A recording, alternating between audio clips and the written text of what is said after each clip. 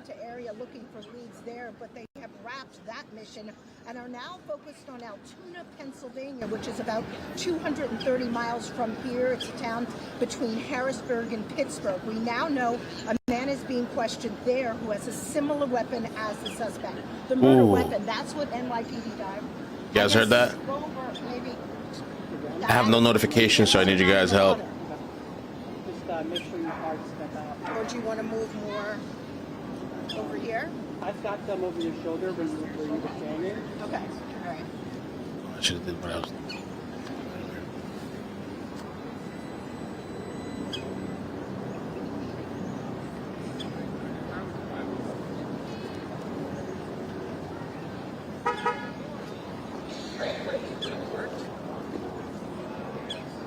What's up, guys? Good morning. Good morning. How you doing? He was found not guilty. Not guilty. Not guilty.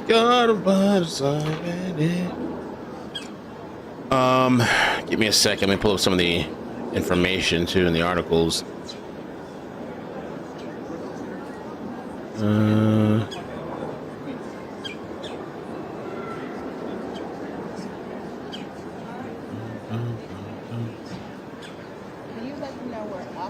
Can you ask them how long they are before they're coming to me?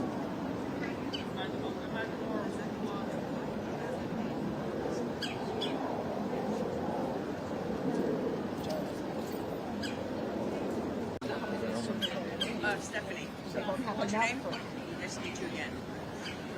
Bucks. All right. There's a difference in They'll tell me. different groups, right? No, I'm here pretty All right. So, You're not the national one. No, we're not there. No, we're not there. you're more than welcome Yeah, so we're like within DC forest. Okay. Somebody meet the background. Let me just read you what's going on right now, the new information. And if you guys could help me out with a share, a like, please, that would really help me out because no notification, gang. And, I used it up last night. So they're saying man questioned in Pennsylvania in connection with the Manhattan CEO killing. So in PA, the place is called Altoona. They're being questioned on Monday in connection with the last week's UnitedHealthcare CEO killing. In part because he was found with a similar gun to the one used for the killing. The other thing, I read on another article. Let me see if it says it here too. Also, okay, according to sources, customers at McDonald's thought he looked suspicious and called police. Oh, but I thought they weren't going to snitch if they saw him. Oh, snap. So he was spotted at a McDonald's. Let me see if I can put the state here for you guys. Altoona, PA. Okay.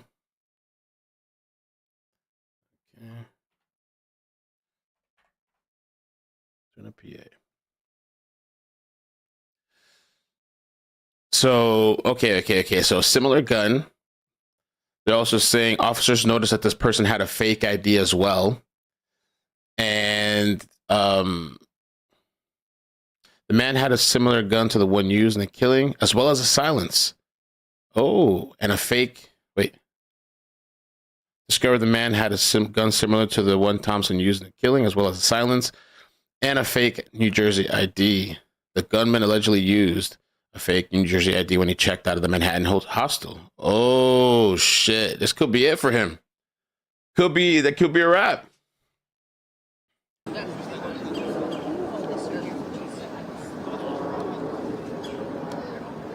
Let's see what else we can find.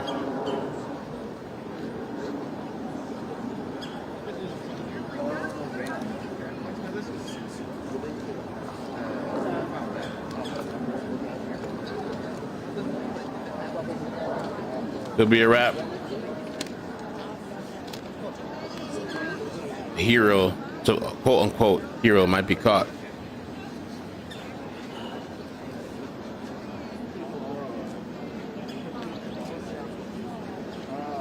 killing the healthcare top executive is still at large. The NYPD scuba team is in Central Park tonight searching for more evidence. News 4's Charles Watson. That's an old clip. I'm trying to find a new news clip that we can listen to. Oh man, it might be over already. Or is it just beginning?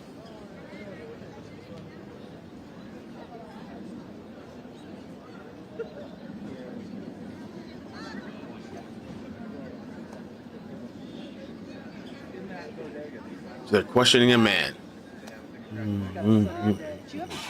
So he never got, if that's him, he never got rid of the gun or the fake ID. I'll take it. It's interesting. Come here, Sergio, again.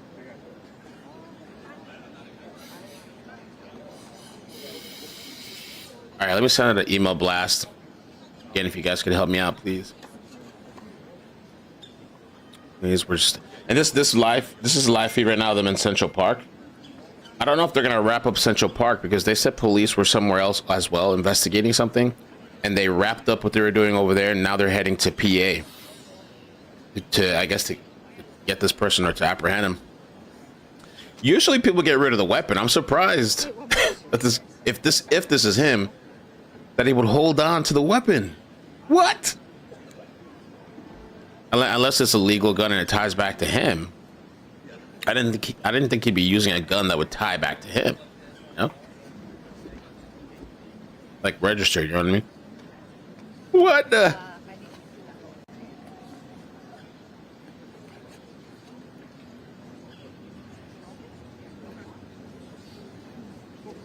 Let's say this is the person and they are caught. They're going to be hailed as some type of hero. They're going to have a lot of support. And I think they like the attention. Oh, by the way, shout out to Jack for tagging me. I don't know if you're watching, Jack. Thank you so much for letting me know on Twitter earlier. I had no idea what was going on.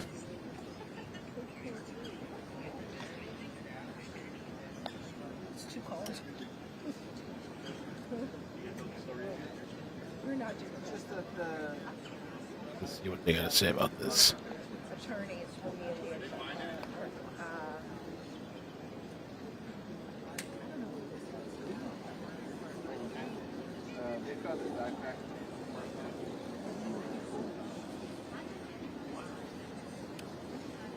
And that's, by the way, they found this week, and they give up on us. Daniel Penny not guilty. So they're The pissed. family's hurt. I promised this family that we would get justice. We're still going to do that. We're going to move forward with our suit. Okay, we're still focused on this other thing though. any kind of leads there, but have now wrapped that mission and are now focused on Altoona, Pennsylvania, which is about 230 miles from here, between Harrisburg and Pittsburgh. We now know a man is being questioned there who has a similar weapon as the suspect, a murder weapon. Everything I can to help this. Looks like they're going to go in.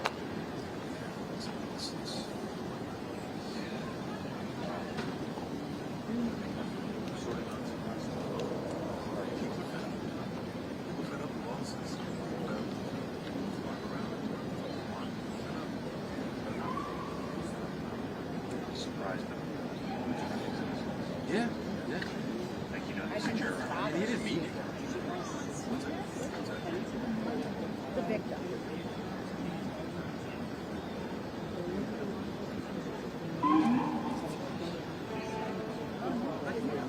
Yes. No, I know.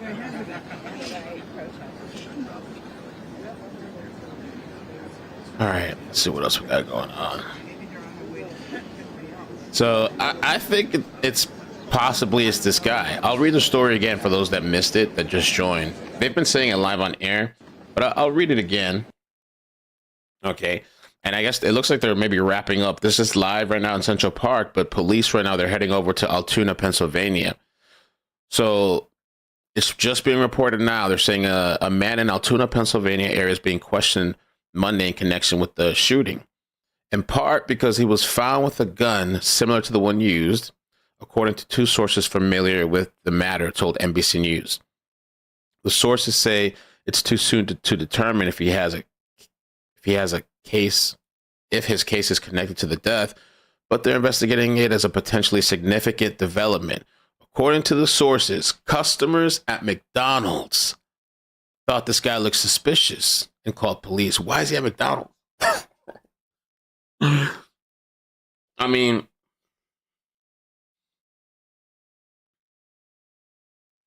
I don't know, man. I guess just getting something to eat, but I mean, what are his options to eat when you're on the run like that?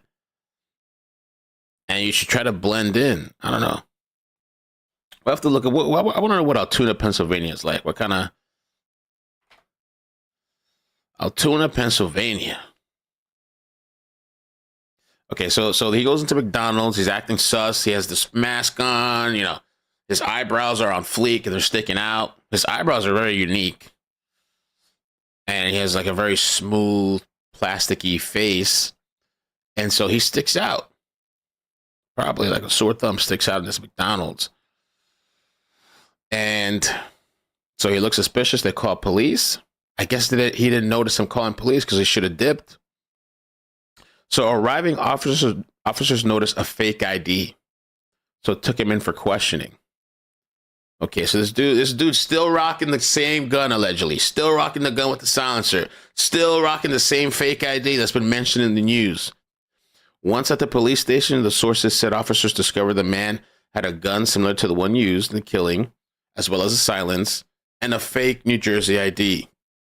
The gunman allegedly used a fake New Jersey ID when he checked into the Manhattan hostel last month. So NYPD detectives are now headed there to assist investigators. And so they said this is about 230 miles away. So I guess NYPD cops are going to drive out there. And by the way, if you didn't know, today they're having a private funeral for the CEO. That's happening today as well. So, but maybe this guy wanted to be caught, because some people too, he gets to that level. Some of these people, like, at some point, he's pricing everything, and you almost, maybe he didn't even care at some point.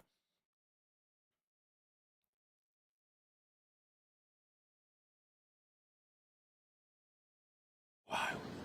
Let's see what else I can find for us. Crazy breaking news. I didn't think it was going to happen this soon, honestly. I thought we were going to be here for a little bit more. They were going to be searching for him longer.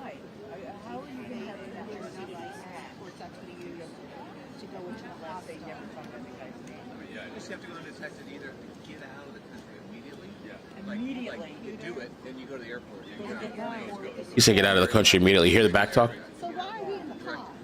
Someplace where they don't have an exit. And that's, but you have to be fairly sure that you're going to be able to get away with it for 10 hours. Because you got to get there. Otherwise, they'll just grab you in the air. Right. Or I think also it's the worst place in the world as long as we keep people in the house. You got to go just like, you got to go to Unibomber. You got to go, the house has got to be set up for you at a time. Yeah. And you got to be able to just hunker down until it dies down. Dies down. Don't mind me. I'm just trying to promote the stream as much as I can while I'm running raw. No notifications. Well, it was like, we don't know if it's the same guy. I mean, How many people walk around with fake IDs, a gun, a silence. Right. I would be more likely to believe That would be like, wow. I'd be more likely to believe that it was not a gun or something. So we just said, I saw I something. kept this safe.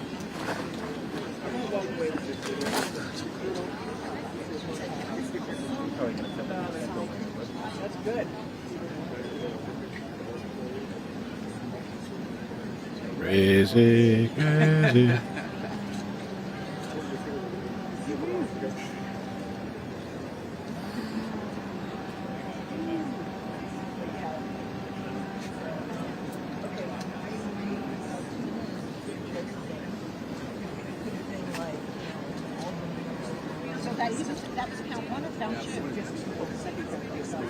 So this is big news. I think it's probably him. I mean, who else is going to be walking around with those same, you know, the silencer and a fake New Jersey ID?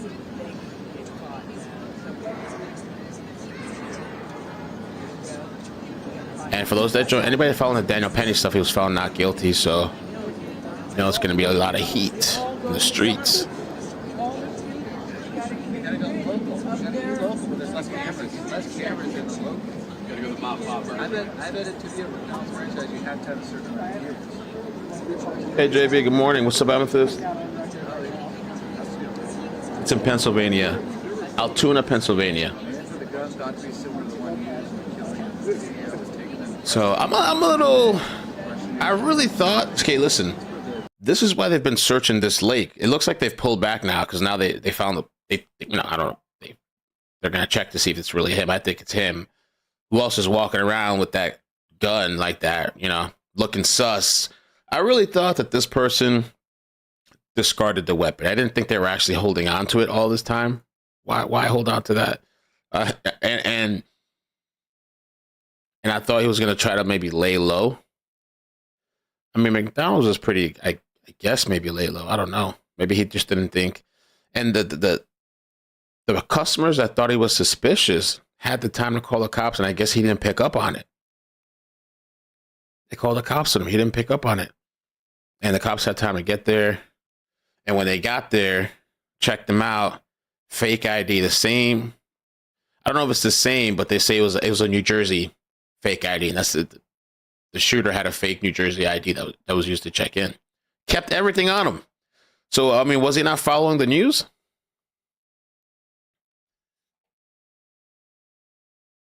Wow.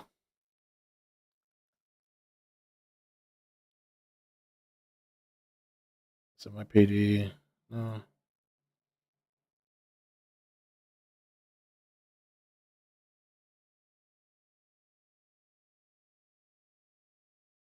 Wow. The net is closing. Well, first you open the app, because we like to track everything to get and the things that you buy and sell. A team of NYPD officers have been in the Atlanta area looking for these, but they have now wrapped that mission. Are now focused in Altoona, Pennsylvania, which is about 230 miles from here. It's a city between Harrisburg and Pittsburgh. We know now a man is in custody. I want to find out where she's doing those news hits on the New York channel. I want to be able to hear those news clips clearly. If anybody sees some, I see some other stuff that's interesting about the shooter that they're talking about, but here's the news. I found one news clip. Let's check this out. If anybody sees something interesting, let me know. Email me.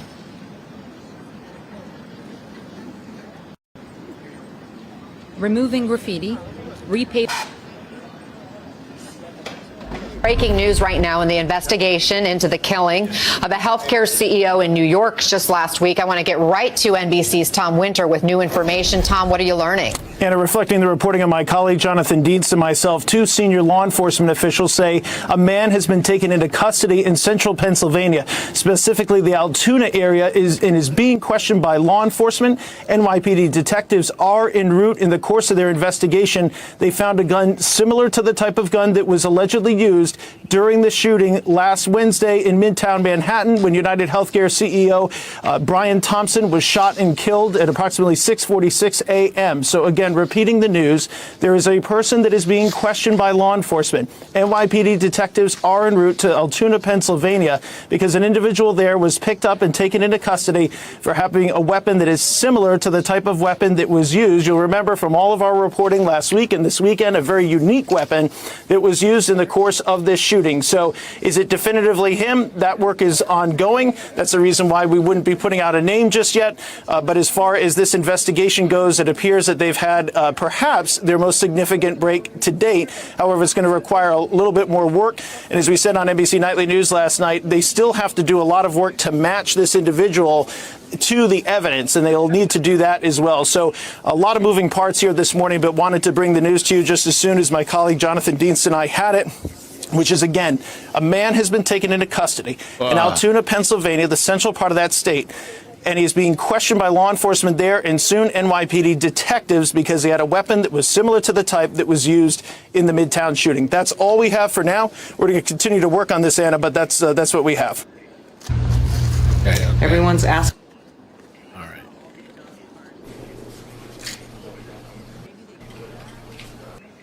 Days ago.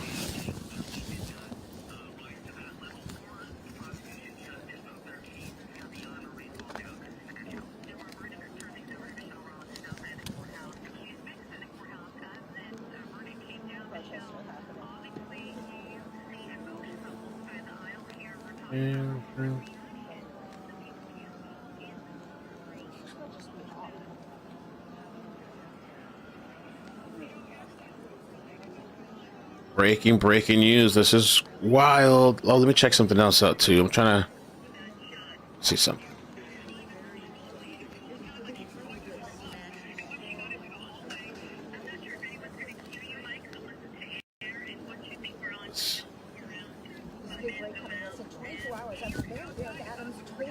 The net was closing. A team of NYPD officers had been in the Atlanta area looking for any leads there, but they have now wrapped that mission and, yes, focused their attention on Altoona, Pennsylvania, which is a city about 230 miles from here between Harrisburg and Pittsburgh. We now know a man is in custody who has who also has a similar weapon used in the murder. The weapon, that's what divers have been looking for here in this pond in Central Park.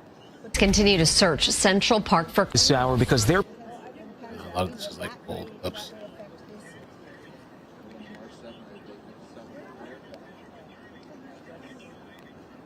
things to themselves and stay quiet, but there was no such reminder. And when the foreperson was asked what the a lot of them are talking about the damn. Liza minus $1.99. Ooh, thank you, Liza. NY Post said he has a manifesto too. Okay, I'm gonna check that out. Thank you so much for that. I need a little, all the help, all the info can get sent to me. That would help out.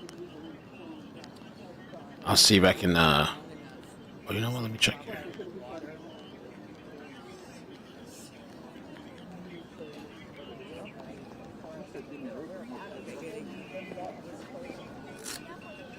Okay.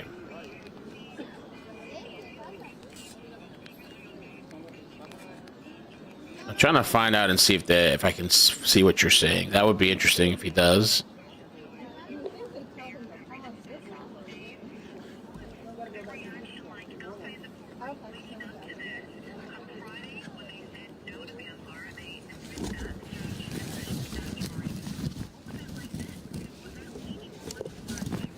UnitedHealthcare CEO shooting, and for that we'll turn to Eamon Javers. Morning, Eamon.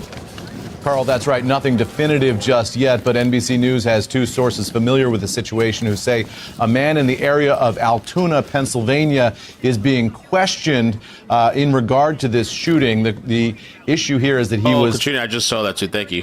Found with a weapon that apparently is similar to the weapon that was used in the shooting. And so this individual is now being questioned by police in the Altoona, Pennsylvania area. NYPD officials are on their way to Altoona now to participate in that effort. No indication, though, according to these sources, that this is definitively connected to the shooting of Brian Thompson in Manhattan last week. Obviously, police have been releasing some of those still images and some. Wow. A team of NYPD officers had been in the Atlanta area looking for any leads, but have now wrapped that mission and have shifted their focus, on Altoona, Pennsylvania. It's a city, again, about 270 miles from here between Harrisburg and Pittsburgh. We now know, yes, a man is in custody. And also what's interesting is that they found on him a weapon that is very similar to the weapon used in this murder. I want you to take a look what's going on here in Central Park. Divers are just about to get back into this pond near Bethesda Fountain.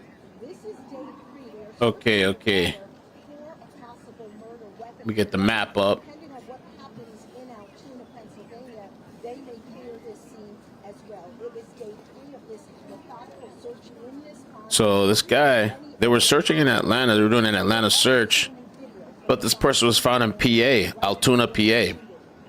So now cops are wrapping up and they're going back up.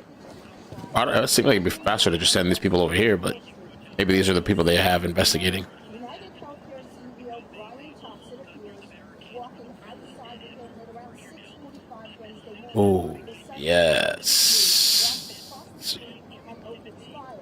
The suspect took off, riding a bike through Central Park. He ditched his. Also found in possession Thank you, Katrina. of a computer and Let's a gun. go. A gun was similar to the murder weapon used in Thompson's killing. Hopefully they stay. Brad, what do you make of these details now coming out?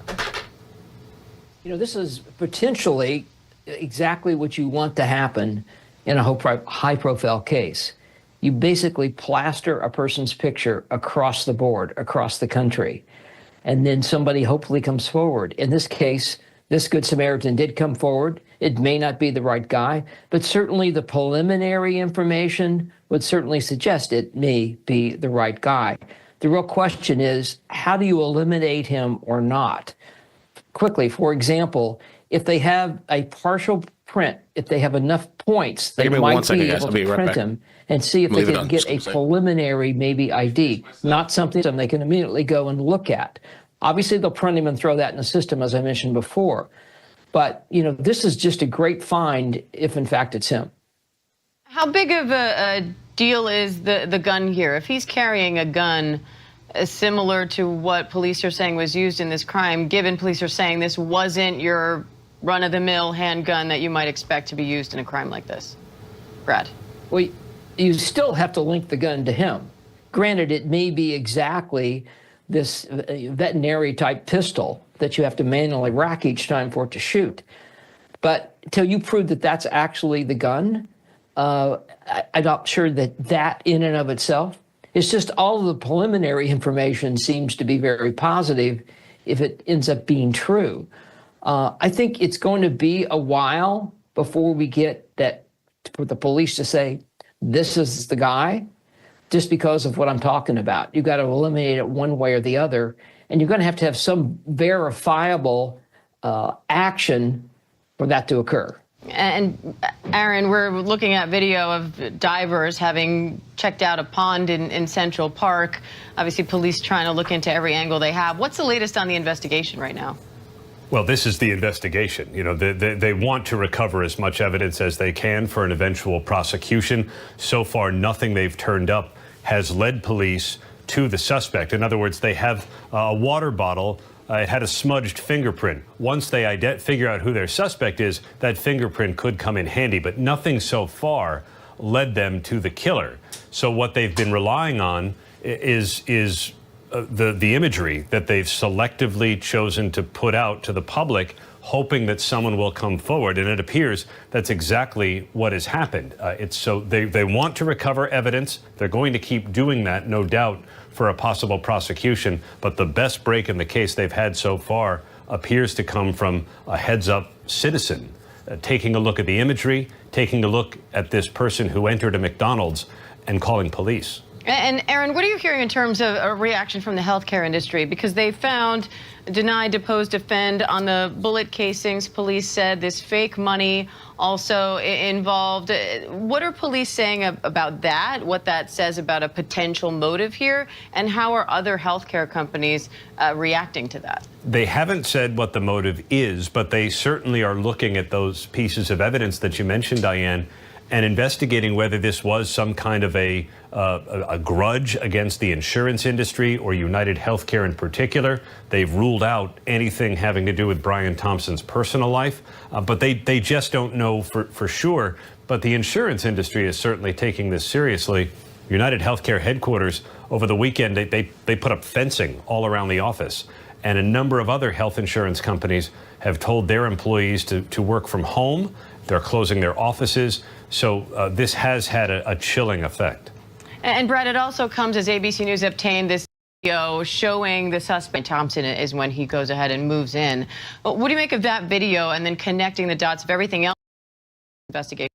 The CEOs are on the run, but apparently this guy, so for the new people joining, thank you for joining. If you guys could please help me out with the like button, I'd appreciate that.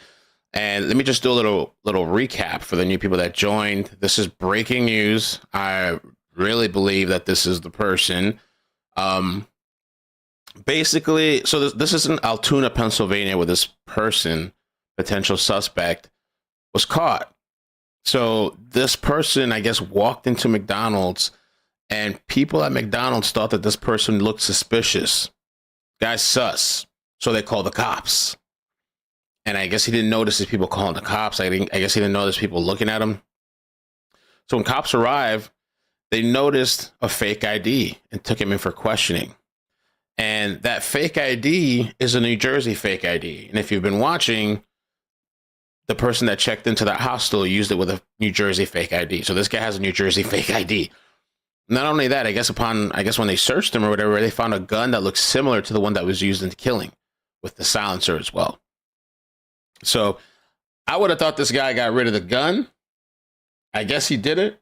Airstrikes on. Okay, we'll keep an eye on this news channel. It's a good news channel when they come back with updates. This right now, that's divers in Central Park.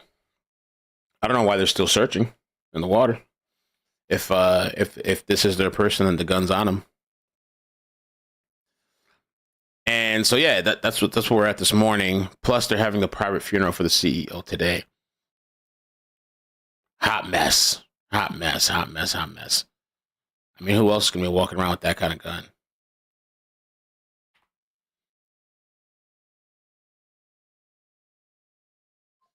We got this rolling over here. What do you guys think? See the photos released of this guy? They released photos? I haven't seen yet. But if you can, post it on Discord or tell me where you're going to post it. I'll take a look at it. Man, oh man.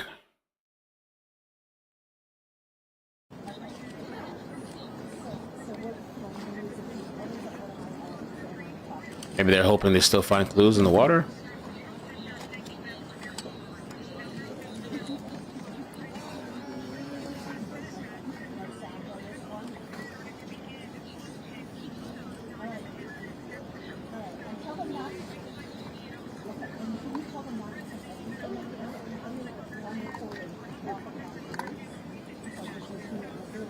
All right, sending out an email blast. You don't believe it? Oh man, a lot of those people on TikTok, they're gonna be really upset too. They're gonna be really upset with that. Altoona, Pennsylvania.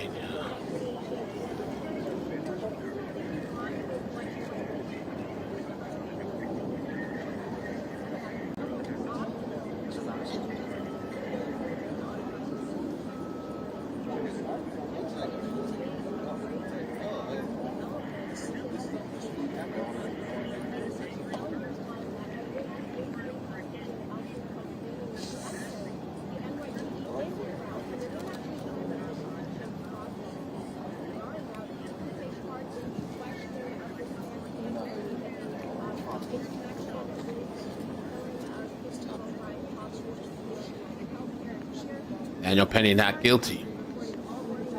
Okay. Ray Castillo, thank you on. Let me take a look at this. Thank you for the link.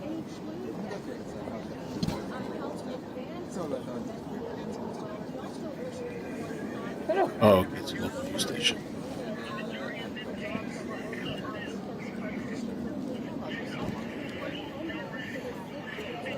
Interesting too. This person could be caught on the day they're having a funeral for this guy.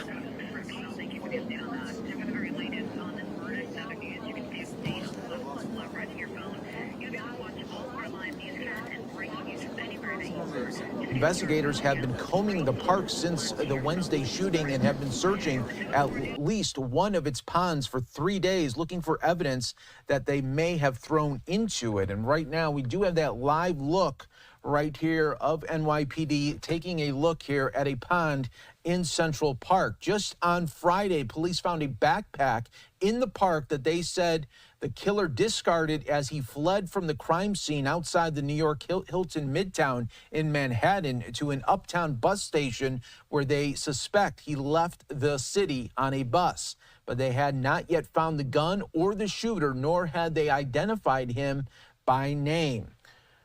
On Monday, today, K-9 units sniffed leaf-covered planters between walking paths in Central Park near where police found the shooter's backpack. Farther along the path that police suspect he took through the park after the shooting, scuba divers geared up and started searching a pond for the third straight day. Retracing the gunman's steps using surveillance video, investigators say the shooter fled the Central Park on a bicycle at 60th Street and Center Drive, emerged from park without his backpack at 77th Street and Central Park West, and then ditched the bicycle at about 7 a.m. near 85th Street. He then walked a couple of blocks and got into a taxi, arriving at 7:30 in the morning at the George Washington Bridge bus station, which is near the northern tip of Manhattan and offers commuter service to New Jersey and Greyhound routes to Philadelphia, Boston, and Washington. NYPD Chief of Detectives Susan RN Joseph minus Penny $5. laid out. The Mel, FBI do a announced poll. late on Murderer Friday that or it was hero? offering a Just $50,000 curious, really. That's a good idea. Thank you, Susan. Do a poll. Hero, murderer, or hero? Let's do that. Let's get a poll going. $1,000 that the NYPD I'm afraid to see the offered results. up. Police say they believe the suspect acted alone. Then late on Saturday, this past weekend, police released 2 additional photos of the suspect that appeared to be from a camera mounted inside a taxi. The first one showed him outside of the vehicle, and the second shows him looking through the partition between the back seat and the front of the cab. In both, his face is partially obscured by a blue mask. And we all remember these types of photos that came out right after the shooting both as well. Damn. This was Why coming would we do that? from the NYPD as this brazen attack was all caught on video. Through the park search, the NYPD has taken steps to minimize disruption to visitors, leading to an odd juxtaposition of joggers, tourists, and an active crime scene. Today, a 150-foot section of the park was cordoned off with blue and white police tape, giving the divers an area to change and get into the water, and that is still taking place at this hour right now. So again, we will continue to follow this right here for you on Live Now from Fox as we get more information. But the major breaking story right now is a person taken into custody matching the description of the suspect being taken away out in Pennsylvania. Live look there in Central Park still as investigators trying to get more evidence where they believe could be in this pond right now. We'll be keeping an eye on this shot and this one as we have many cameras right there on this location, all right here for you on Live Now from Fox. Stay right here with us. We'll be back after another 2-minute break on Live Now.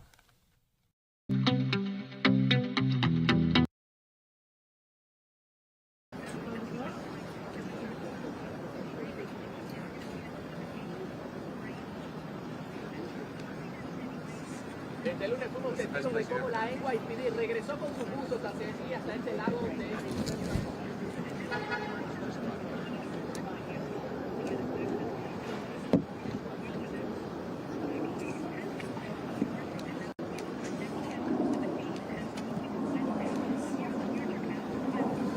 Este lunes regresamos. Este lunes fuimos testigos de cómo los buses de la NYPD regresaron hasta aquí, hasta este lago del Parque Central, a seguir buscando posible evidencia sobre este asesinato.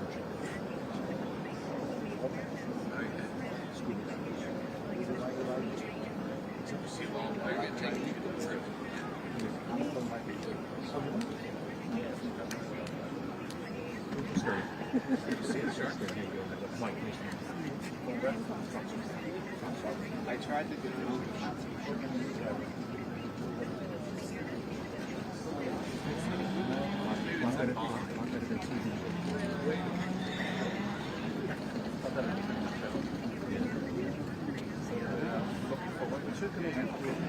Desde el lunes fuimos testigos de cómo los buzos de la NYPD regresaron hasta este lago aquí en el Parque Central a seguir.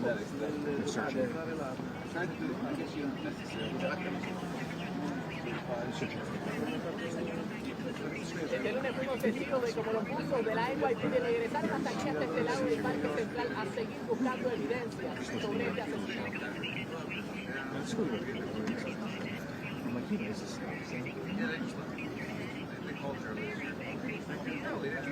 Este lunes fuimos testigos de cómo los buses de la NYPD regresaron hasta aquí, hasta el lago y el Parque Central, a seguir buscando evidencia sobre este asesinato.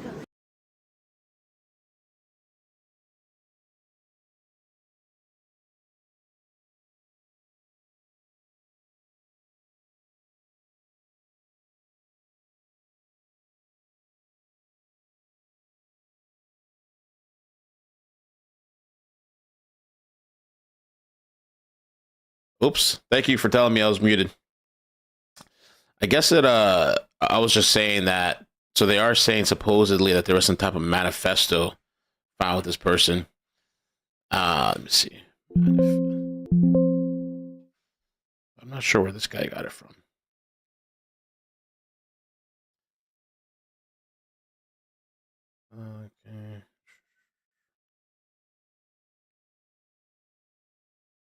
Somebody here quoted an article, but I don't see it in the article. Allegedly had a manifesto on him when he was taken into custody. Let's see.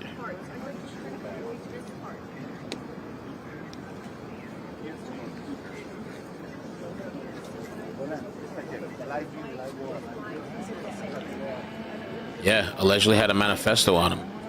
So what I was saying is that I don't know if they're gonna let us be privy to that manifesto, because sometimes they don't let you hear it. I think they feel like it encourages or emboldens others to do crazy acts to get a message out to the world. I really wonder if they're gonna let us see what the manifesto is. He must have been planning on getting caught. I guess he was at some point he's gonna get caught.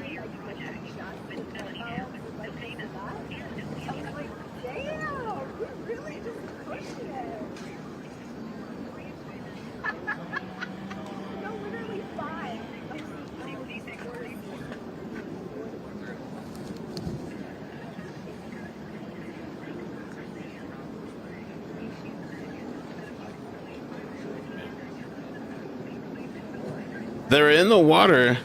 I don't know why they're still searching the water, because I thought they were searching the water for a gun. But this suspect that NYPD's on their way to, they're saying he had a gun on him. There's another angle. Another angle of the water.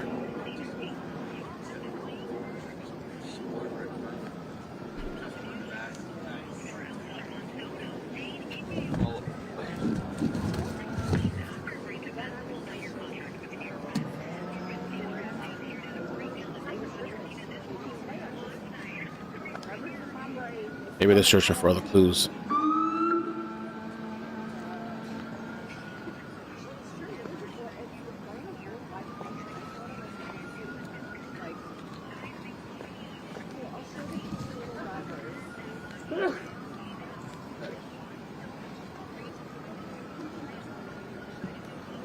Okay, thank you. Thank you, Talua. The chat.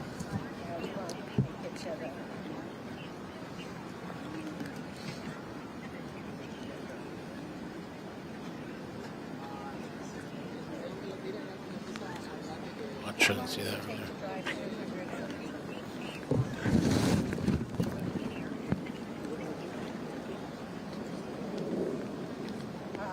They said the only reason I changed it to 270 is in the article it said 270. I said, we'll be consistent. We'll be consistent.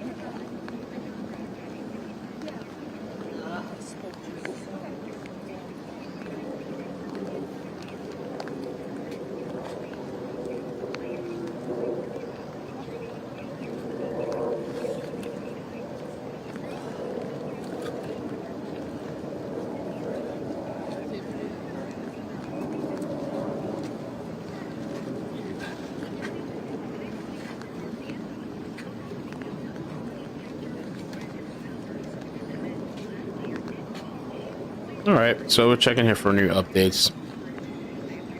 Kind of scanning and checking.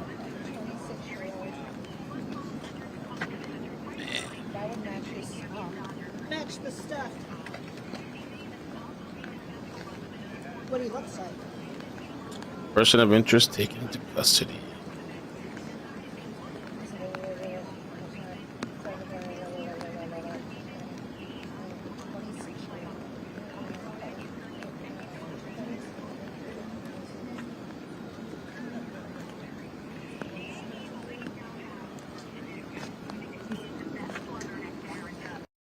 An update now in the killing of the UnitedHealthcare CEO Brian Thompson. A man who matches the description of the gunman has now been taken into custody in the state of Pennsylvania. Alexis McAdams has the update. Alexis. Hey, Harris. Well, we never know exactly how quickly these things are going to move. They said that the gun was found with a suppressor or silencer.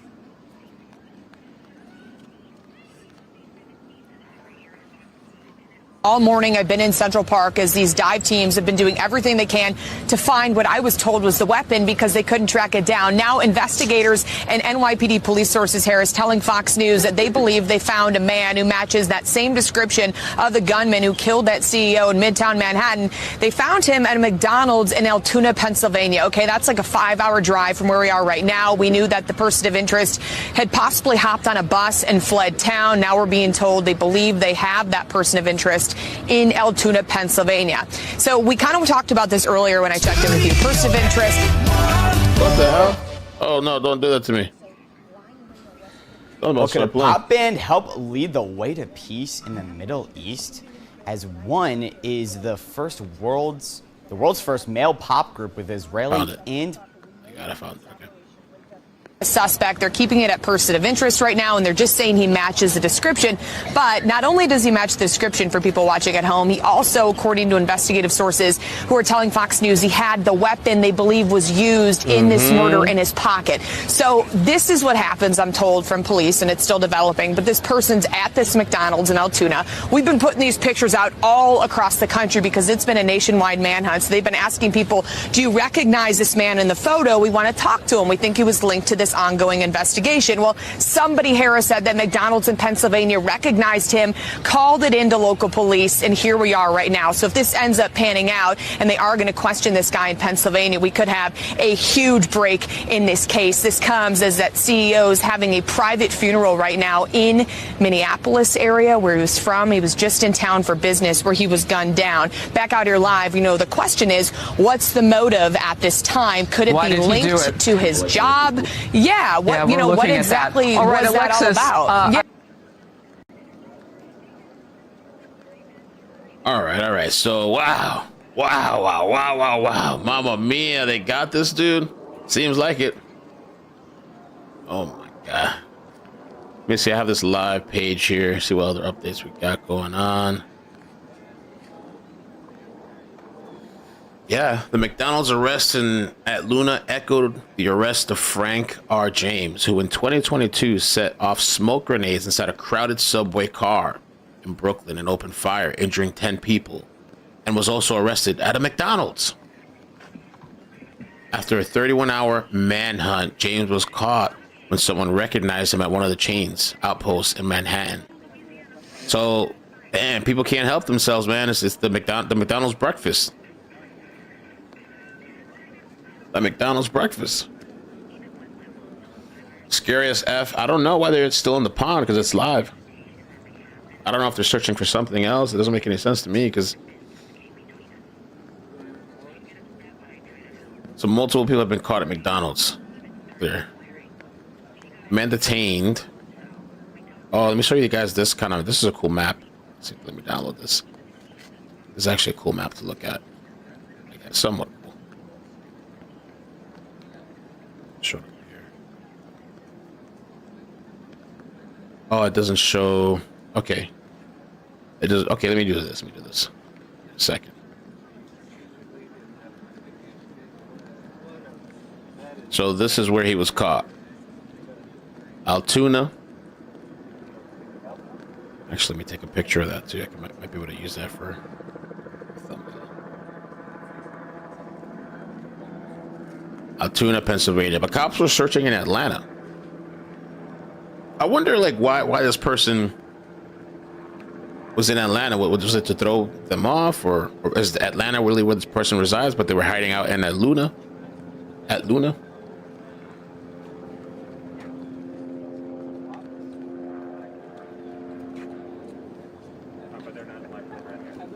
So when this person was arrested, when these people show up to McDonald's, I guess he presented a fake ID to the police.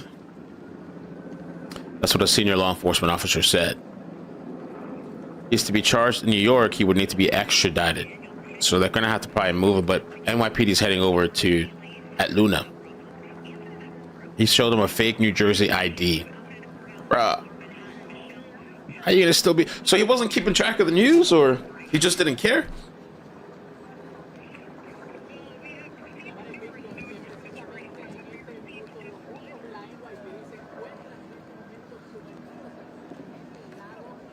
Oh, I got the address now too. Okay, I got the address. Which McDonald's he was at? Let me pull that up. Let's see if I can pull it up. L to the nah.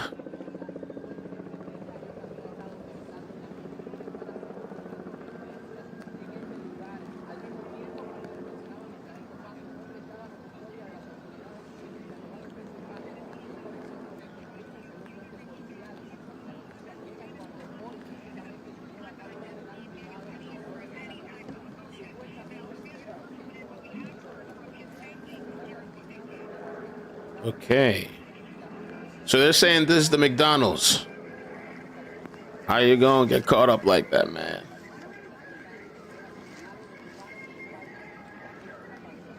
Let's take a look. Let's take a street view look. Damn. High school, you was the man. What happened to you?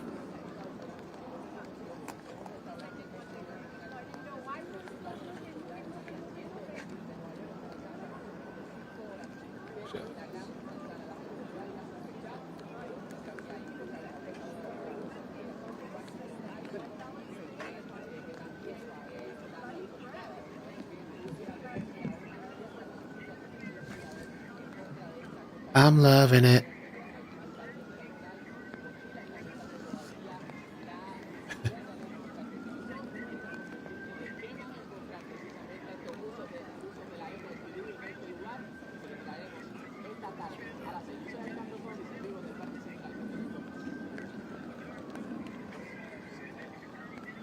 Oh, they're really pissed about this Daniel Penny thing. I see a bunch doing press conferences.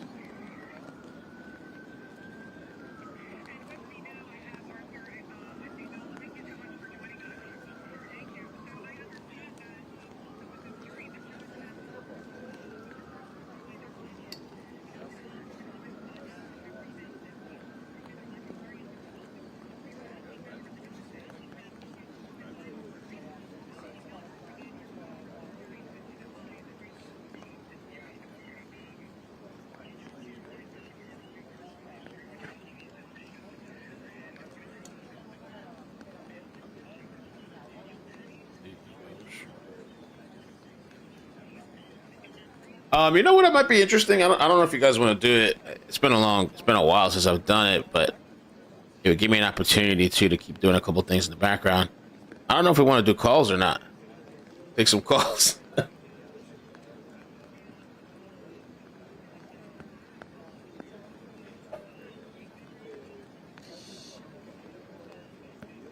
Yes, and this investigation now in its 6th day and a huge break that investigators have been looking for. Let me show you what's going on first here in Central Park. Divers are in the pond looking for a possible murder weapon. Canine units are also here in Central Park. But again, all of this could shift given this move to develop several caravans of NYPD officers right now.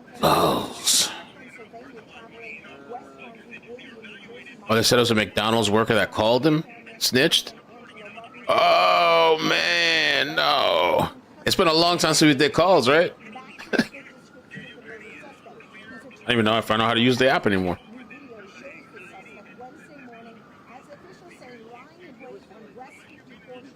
We could do calls and just wait for updates. So I have a nice web page that is giving me a lot of updates. So I can just pause in between calls and just get a little updates.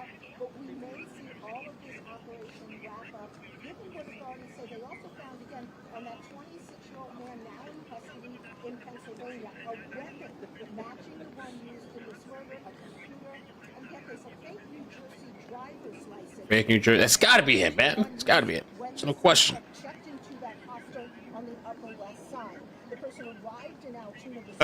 Charisma. I'll open it up for a little bit. Let's see what happens. Post show.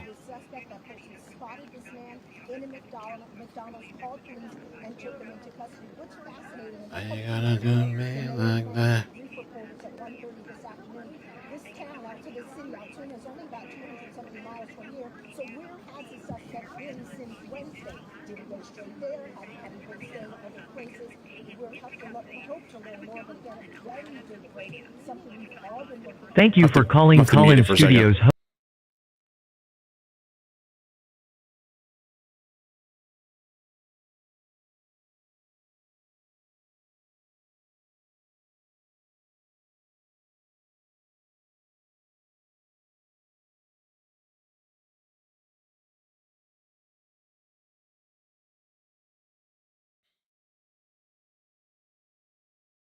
Okay, all right. So the lines are open. We're waiting for updates. We're hanging out. I'm hoping we get some more updates. Maybe even a press conference. Who knows? You ordered a big breakfast platter with GC minus handcuffs. $5. He ordered big breakfast platter with handcuffs. I haven't had that breakfast platter in a long time, but it was dope. Let me put the phone number out too, right? What's the point of? I didn't even drop the number. There is a chat command that should work too. Let me see if Oz want to help with that. But thank you, Katrina. I think. Wait, is that the right number? I don't even know. Oh no, I typed in the. Wait. Oh yeah, that is the number. That's the number. Okay. Yeah. All right. We already have one caller in. A 954 number. Oh my god. Okay, let's see. Impressive. So how are we going to do this? Oh my god. Hello? I should have known better. Are you there? Oh my god. Can you hear me?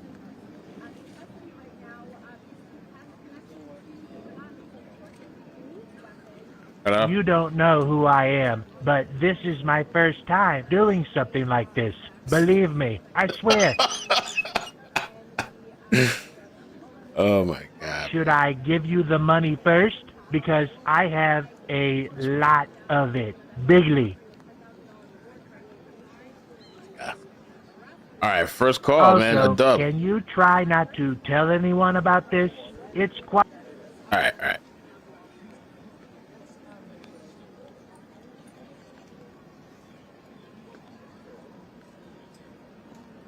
Trying to see if I can set this thing up. Am I doing the wrong one?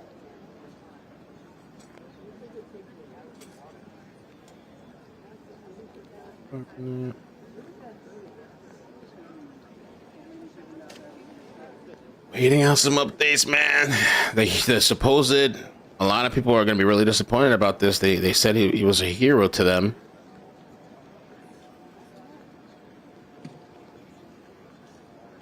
They're going to be really upset.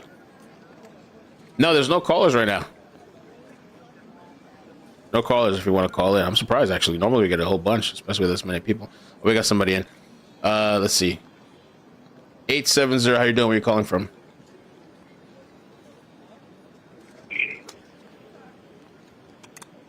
Hello?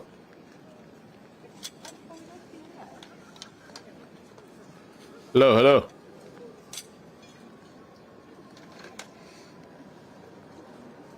Can you hear me? Oh, I screwed up. Hold on. It's actually me. Hold on. Oh, man. Can you hear me now? Can you hear me? Hey. Hey, that was me. I'm sorry. The microphone settings, I had adjusted for the calling app. Sorry about that. How you doing? I'm good. How are you? Good. Thanks for calling. I live in Arkansas. All right. Nice. What are your thoughts? So I'm not happy. I'm not happy about it. I hope that they Ooh. don't ever catch him. I hope it's not him. Okay, and tell me why. So my husband works for a big corporation. And we have UnitedHealth insurance. And I have a disabled son. I'm not able to work because he is disabled. And they have denied every claim that we have ever put through for extensive therapies that he needs to be able to talk and function in a normal day-to-day basis. Every claim they've denied for a 5-year-old kid. So sorry to hear that. Holy crap. Which I don't condone. I don't condone, offing somebody by no means, but they don't get no sympathy from me at all. Yeah, I've seen a lot of people have similar thoughts and feelings about things about the shooter, the situation. In situations like that with kids or family, and just you got this insurance and they're denying it. Is it expensive too? Like the premiums and stuff that you're paying, or? So my husband pays $388 a week. A week? Holy crap! For the family plan, I guess, right? Yep. Wow. And he's autistic. My little boy's autistic. So, and he's the most severe, a level 3 on the spectrum. He also has epilepsy and ADHD. And the only thing that they would not even pay, so he needed some extensive surgery on his mouth. UnitedHealthcare would not even pay for the anesthesia, and he had to have the surgery. So in order for him to have the surgery, we had to pay $3,800 out of pocket for the anesthesia because they denied the surgery. Wow. That's crazy. I even heard of some, I don't know, the other day I heard something about like, I don't know if they're trying to introduce or something new that like the anesthesia can only be for so long or else you're going to have to pay out of pocket or something. I don't know if that's true. I heard somewhere they were talking about that. Like it might be a thing.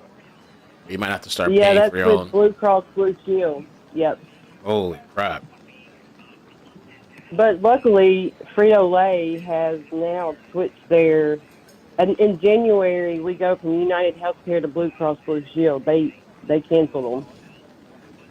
When I used to work at the hospital, we'll, at first they used to have some pretty good insurance, and then progressively it just kept getting worse and worse and worse. It's probably still better than most, but it kept getting worse and more restricted, and it's just not the same anymore. It's just gone downhill. I mean, I have records where we've paid thousands of dollars for out-of-pocket expense for therapy for him just to be able to say the few words that he says. Like, he goes to therapy 20 hours a week on top of being in kindergarten, and then he's in behavioral therapy for ABA therapy to help him function daily around people. You know, all that comes out of pocket. They don't pay for it. They denied it. Well, I'm sorry to and hear then, that. of course, my husband makes too much. He makes too much money for me to be able to get him on any kind of state assistance.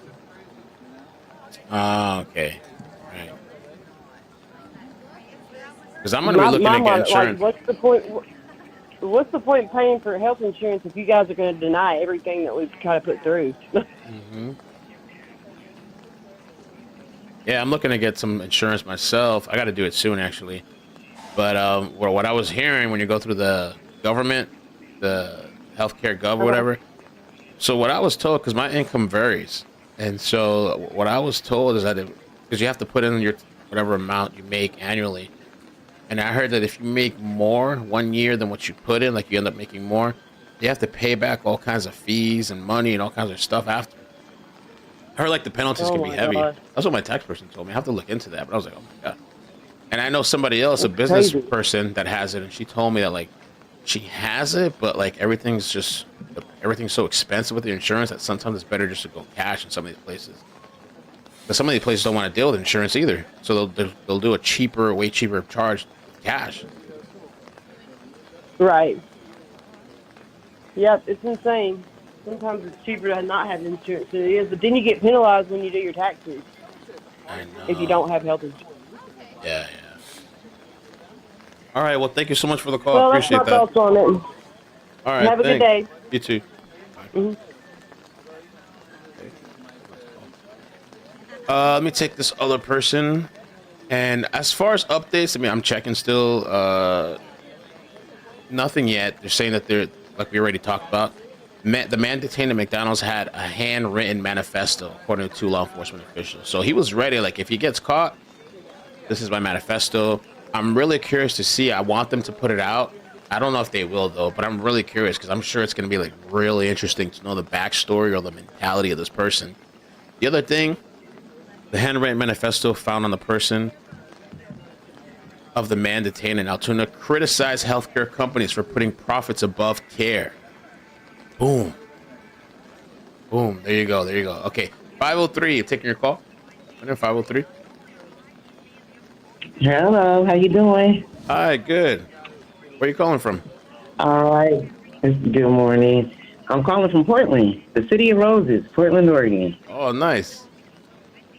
Yeah. Amazing. Thank you for So calling. first off, just let me let you know, I am full woman, y'all. I ain't trying to be funny. I'm just saying because I have a deep voice, and I know you're you good. see Miss Deluxe, and I just want.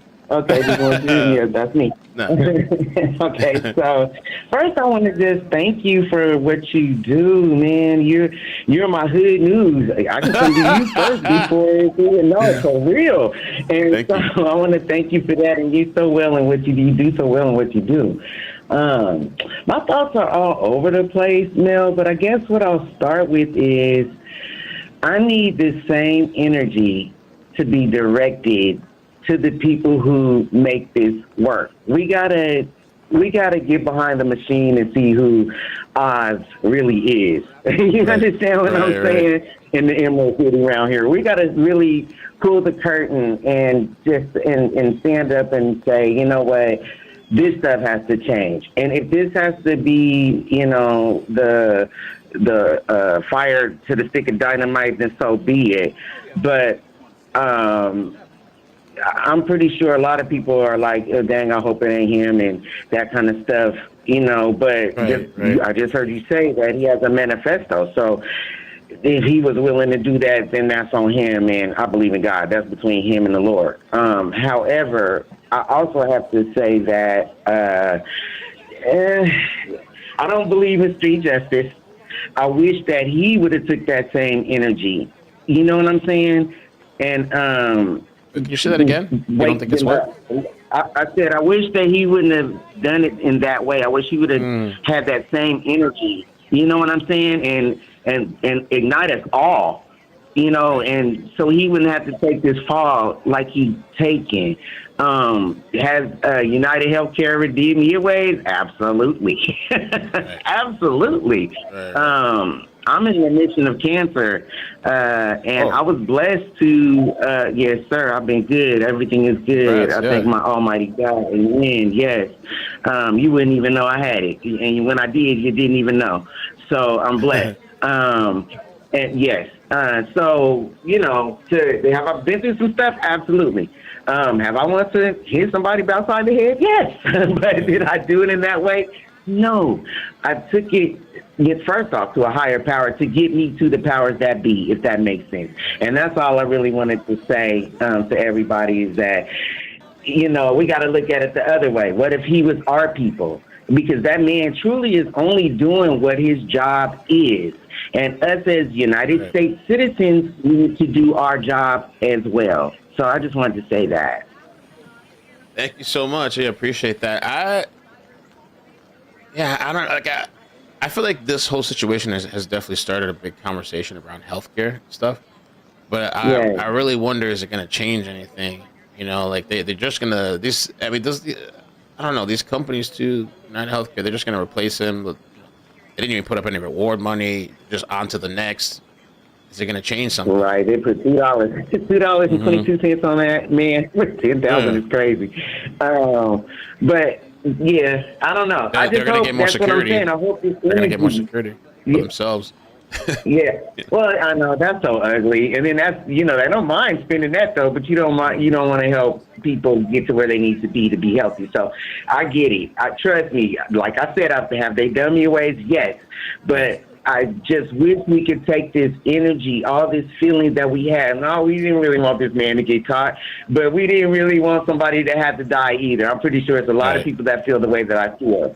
But let's take this energy, y'all, whoever listening, however many we callers and listeners we got right now, we need to do something about it. Just like how the Black Lives Matter and everybody stood up, and let's go way, way back, civil rights. We have the power to do it. We just don't. Well, thank you. Thank you so much. I appreciate the call, and I appreciate your support. Thank you for everything. Right. So I'll continue watching. Thank you and listening. All right, thank you. Take care. Have a good day. You too. Thank you. Bye. That was nice. All right, we got two other callers. no updates yet. I'm gonna look up at some other website too that for updates. Keep us posted because I'm really wondering what's going on.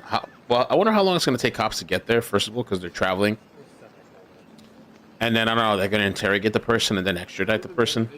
Are we gonna get a press conference? So keep an eye out for a press conference from me. I'll try to keep the page open as well for press conference. Actually, I like. They seem to be faster on Twitter posting it than Facebook, so keep that open. All right, let me take the next caller. What did I do? Oh, here. 828. Thank you for holding. Hey, Mel. This is Regina. How are you today? Hi, Regina. Good. How you doing? I'm doing great. First of all, I would like to say I really enjoy your show, and I try to catch every last one of them. But concerning the CEO of UnitedHealthcare, I just really feel that nobody should be gunned down in the back. I feel like if you're going to shoot somebody, which I don't condone anything like that, but if you're going to do something like that, I think this dude did it in a cowardly way. And just to run up on somebody in the back, I don't condone that. And nobody deserves to be shot down in the street like that, regardless of their job. Yeah, I wonder, like, if this is going to change things or not. I mean, it definitely. I really wonder what's in the manifesto because I want to know if this person has personally been affected by the shooter. I don't like condone either somebody being murdered. I'm not gonna like cheer it on or anything like that. You know. But it really does have people riled up. And people make the argument that I mean, I don't. Does it start and end with this guy? Like, is he the one that created the AI system to reject claims? I mean, he was definitely making a lot of money, but there's a lot of other players in the UnitedHealthcare system and in insurance. And there's people that sold more stocks than him. There's people that sold more stocks than him. He wasn't the biggest stock seller when the DOJ was investigating. I think there still are. But Right. And I agree with that. You know, they were making a lot of money and still are making a lot of money. And I get it when it comes to having sick families that need care. I mean, I can't imagine needing care for my child and, my insurance company that I'm paying all this money to will not assist in anything to help save my son or my daughter. So I get that. I get the anger. But I just don't get being shot down the way this man was shot down in the back. So that's really pretty much all I wanted to say. And I just wanted to tell you thank you for all you do. Thank you. Appreciate the call and the support. Thanks. You're welcome. Bye-bye. That's nice. That's nice. Next caller, 623. 623. How you doing? Wait, caller. What's up, Big Mel? This is Infamous Truth Teller. How are you doing? Infamous who? Can you hear me? Yes. Truth Teller. Oh, Truth Teller. What's up? How are you I doing? didn't hear you earlier. Yeah. Good. How are you? Good. Pretty good. Thanks. Good. I just think that, like I said, a couple other callers were saying, this whole individual isn't the sole person that monopolized the insurances. Right. There's been issues with insurances for a long time, so I feel like we've become, I don't know, I just kind of watching all and I understand that there's a lot of emotion involved because people have lost, loved ones, due to certain things with insurance, not approving certain treatments and things like that. And I 100%, empathize with that 100%, but he was a human being too. And I just think that, to think about his kids, I don't know how many kids he has, they have to kind of see everything that they're saying. And I think that we've become really desensitized to situations like this and to automatically kind of go to a negative. I think that the majority of, people, and I believe, like I said, there's emotion involved, because they've lost loved ones or so on and so forth, experience the,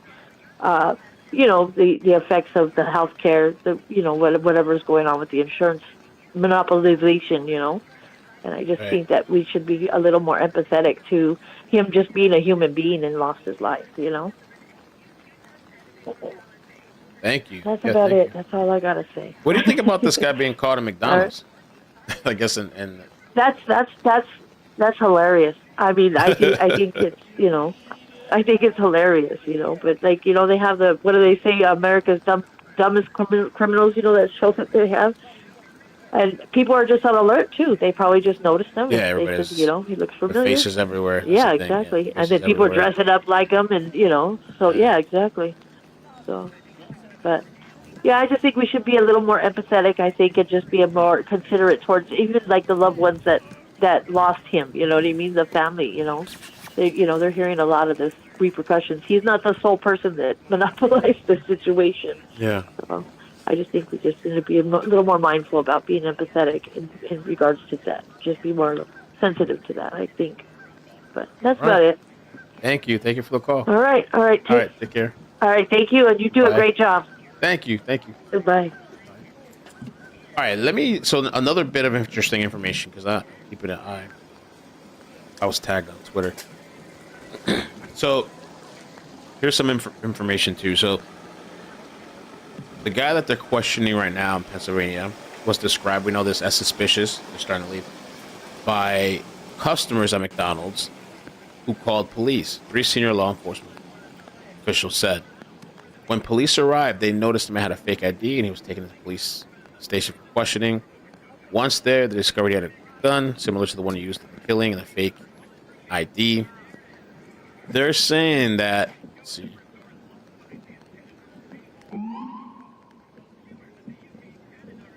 I lost it. What? I just failed on that.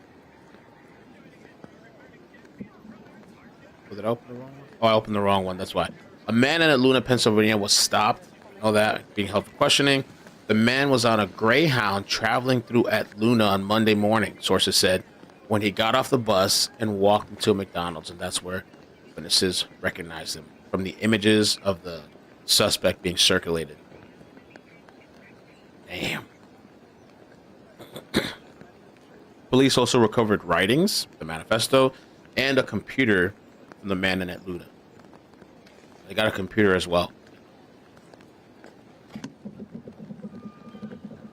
Okay, next call. 206. It's Katrina, Mal. Katrina, hey, how you doing? Hey, how are you?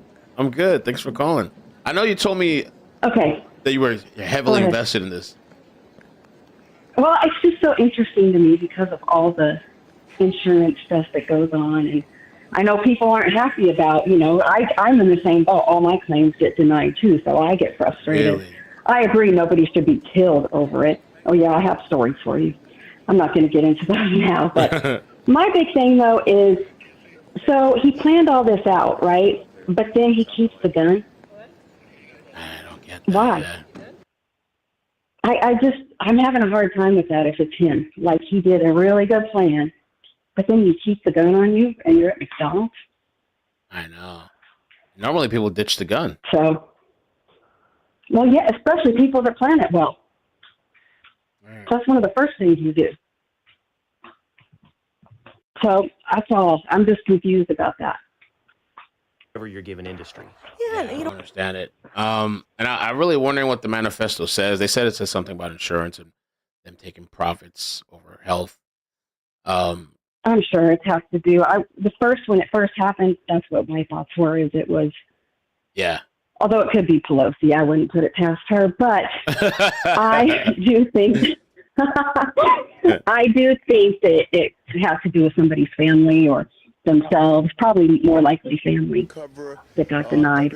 Some of it is known. But I guess we'll find out if it's even him. The net is tightening. All right. Well, thanks, we're Katrina. going to bring this person to justice. Oh, this is an old clip. All right. Call me sometime. Yeah, we got to catch up. All right. Okay, thanks. Talk to you later, Mel. Bye. Bye. For a second, I thought this was a news clip. NYPD as well as the FBI Like with a this new update. massive search. And again, this is our top story on AtlantaNewsFirst.com right now. You can read it there also on our free Let me take the mobile next news app caller. if you Next caller, 864. Oh, shoot. I just closed something. Hey, how's it going? Hey, how you doing?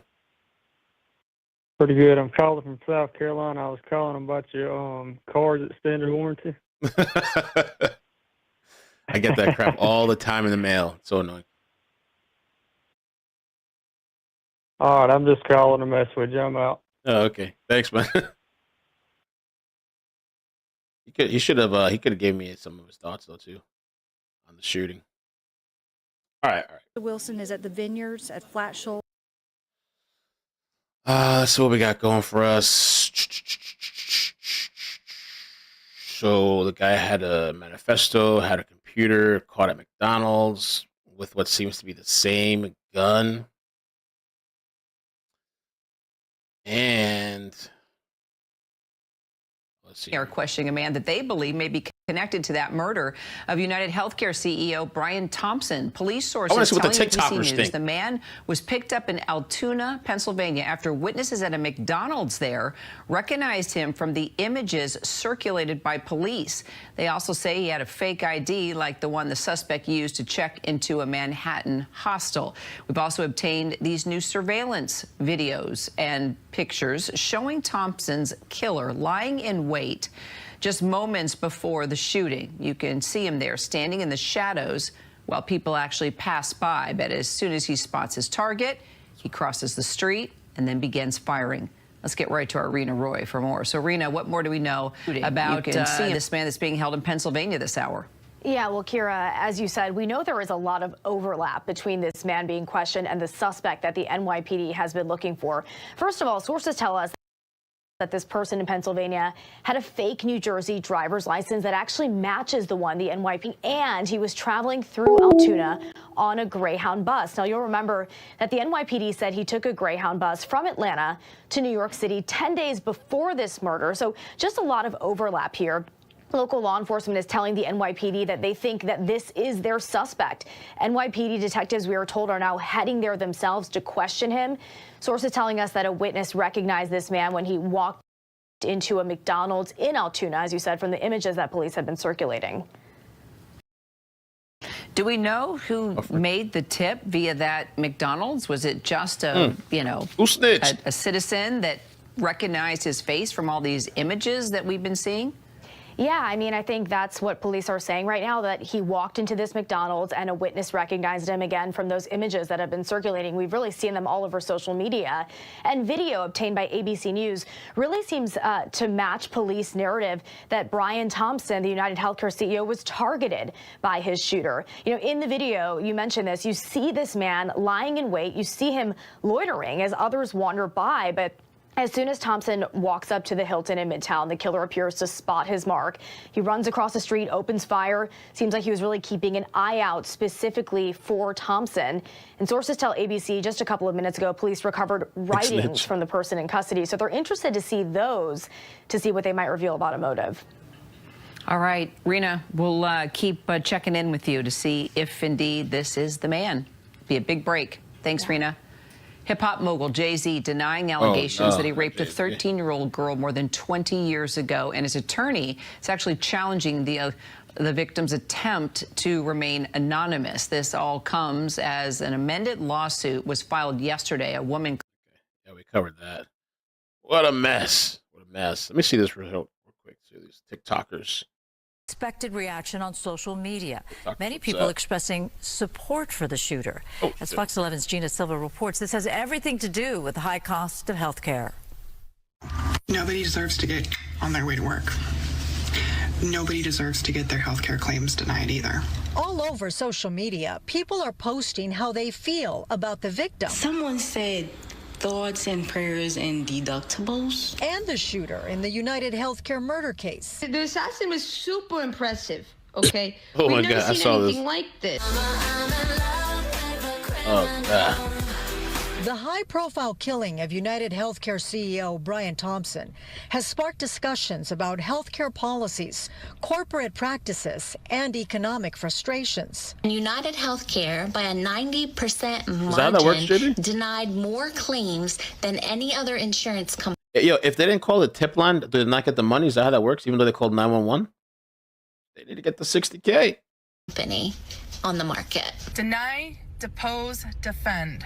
If that isn't a loud, clear message to all these CEOs across the board of these health insurance companies. I don't know what is. We feel like we're living parallel lives with the elite in our country. That Donish guy is a social media influencer with 2 million followers on TikTok. He is a skilled internet sleuth known for finding people. While he does not condone killing anyone, that Donish guy has no interest in tracking down the CEO's killer. A lot of us aren't that sympathetic towards somebody who has caused the death of many countless people. I mean, it's unknown. 1/3 of this healthcare company's claims are denied, approximately 1/3. That is outrageous. It's more than double the industry standard. He's not the only online sleuth refusing to join the manhunt, and many on social media are glad to see that. I just want to remind everyone that the snitches get the stitches, and the stitches might not be covered by your insurance plan. You can have a claim and it's not going to be covered. Psychologist David Swanson finds some social media posts insensitive, but sees them as mere frustration and a form of venting. I certainly don't think that these people are glorifying murder or agree with murder, but I think what this is it really kind of speaks to how frustrated people are. Things are so incredibly expensive, and health insurance by itself is ridiculously expensive. And you throw in the fact that when you try to use it, it's nearly impossible to use. I don't think he did it. But you know what? Even if he did do it, you know what I mean? Gina Silva, Fox 11 News. World of TikTok. Let me show you something else too. This looks a little bit interesting. Let me check for updates real quick first. There's another video that looks interesting. I'm in love with a criminal.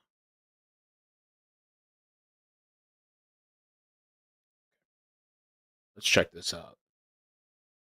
It's always great to be here with you. We want to continue on with the breaking news of the day so far, where a person of interest has been taken into custody out in Pennsylvania in connection with the murder of UnitedHealthcare CEO that happened last Wednesday here. So we want to continue to talk about this, talk a little bit about the investigation, obviously in its sixth day, and now appears to have a major break there in the case. So let's bring in our next guest here on Live Now from Fox, a friend here of the program. This is Mark Herrera, safety and security analyst, as well as a special operations former SWAT team member. Thanks so much for being here with us, Mark. It's my pleasure, Mike. Thank you. All right, so let's talk a little bit about this. Seems to be a major break right now. They have a person of interest saying people said they saw the person inside a McDonald's that looked similar to the ones on the wanted posters, and now we have an arrest. Listen, I think this is great. A lot of due diligence went into trying to identify just the person of interest, and that's exactly what it is, Mike. Is it's a person of interest, so you can't really say, well, is this going to be the shooter? Until the investigation is complete, the interviews take place, it's still really undetermined. But a person of interest basically says that they've had corroborating evidence. They've gathered enough evidence or additional evidence to kind of strengthen the case to identify, to say, well, based on any forensic analysis or eyewitness accounts or surveillance footage, we have enough right now to reasonably believe that this could be the person in connection with the shooting. And although not 100% confirmed that this is the person, they're going to approach it in such a way that it's simply a person of interest. So they've done a really good job investigating this thing. Your crime scene analysis has been really good, right? So if you take a look, they've gone back to the crime scene. They're revisiting the crime scene to collect any further evidence and analyze anything that the suspect might have left or dropped behind. But one of the key components is the eyewitnesses and any of the surveillance videos that were taken. You know, Mark, it's so intriguing here with this case as the manhunt entered the sixth day, and it seemed at times that the suspect in the beginning was toying with police and investigators by leaving the bag in Central Park to be found, have inside of it Monopoly money. Seems like a very well planned out, intricate, and then we hear today that this possible person of interest walks into a McDonald's. Everyone is looking for this person. They have eyes on this person, and goes into a McDonald's. You have to ask yourself a question. Why would a suspect leave anything behind that they would want you to find? Again, there's a lot of reasons that go behind that. Did he drop it by accident? I don't think that's the case. Did they drop any device or item behind so that it throws off the investigation? Very possible. Was it to make a statement? That's a possibility. The only way that you're going to determine why this evidence or information was left behind, knowing that it was going to be confiscated and analyzed, is once the interview takes place and depending on how much information the suspect is willing to give them. To walk into a McDonald's knowing that he's very high profile at this point, there's a lot of reasons behind that as well. Did the individual want to get caught, right? Who knows? But here's the thing. We do know for a fact, because of the duration, the length of time that it took to just find a person of interest, when he just simply rode off on a bicycle.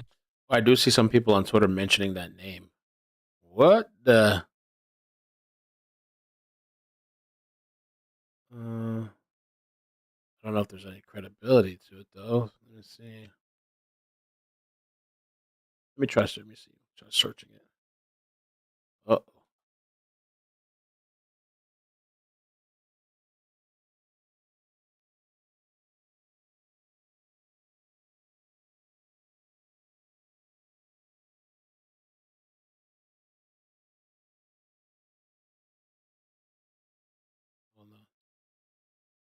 Oh shit! You're right.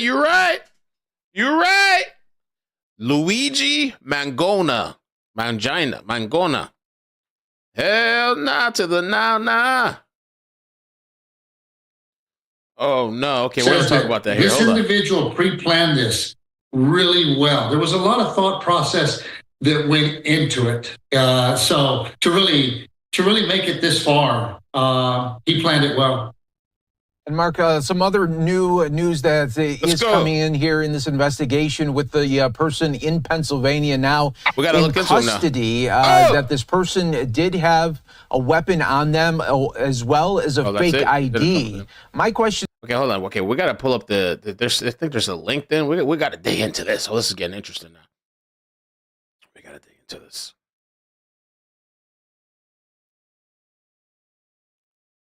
Okay. So I thought I saw his LinkedIn here. Oh damn! Did they take it down already? I'm gonna have to use Twitter to screenshot. Did they take it down already? I thought it popped on top. He has let's see. He has a link tree. Oh, okay. Here we go. Let's see. Twitter.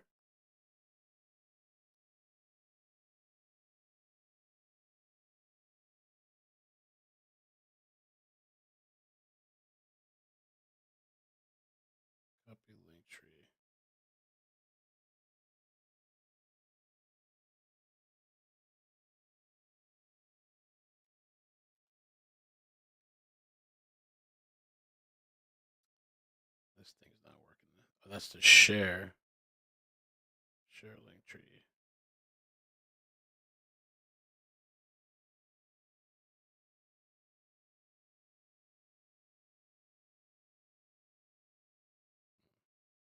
To you, and I think a lot of our viewers wanting to know, okay, if you are on the run here for this crime that was caught on camera. This is the screenshot. All right, you guys tell me, does the eyebrows match? The eyebrows to me look like a match, but I don't know. They're saying this is the person that was arrested in PA. Get myself out of the way. Luigi Mangione. Oh, wow, that's weird. Hawaii, Honolulu. Okay.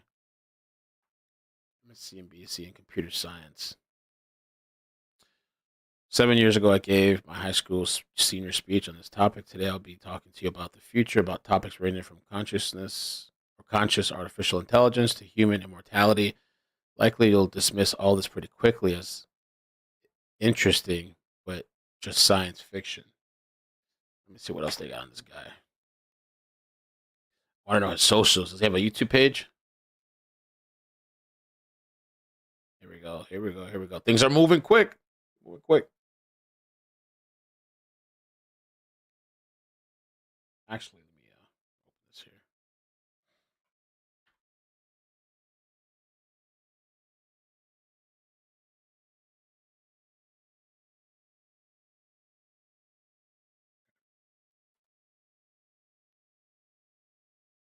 Person of interest in fatal shooting of UnitedHealthcare CEO ID'd Luigi Mangione, an ex-Ivy League student.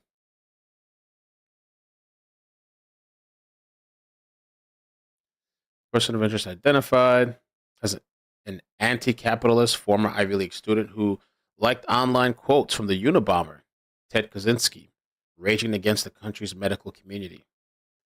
Tech whiz Luigi Mangione, 26 years old, from Thompson, MD, was taken into custody Monday morning at McDonald's at Altoona, PA, after an intense manhunt. He's not been charged yet. The former prep school valedictorian was caught with a manifesto that appeared to list grievances with the healthcare industry, including taking on their enormous profits and alleged shady motives. By the way, Michael, thank you for the $10 on Cash. I appreciate that. Don't want to forget you. Thank you so much. The former prep school valedictorian was caught with a manifesto that appeared to list grievances with the healthcare industry, including taking on the enormous profits and alleged shady motives. Wow. They're going to be going, the lady's going to be going even crazier over him. He's believed to appear to have acted alone. I thought maybe this guy had some type of help. It was unclear if he made any statements. Mangione has subscribed to anti-capitalist and climate change issues. Oh, shit.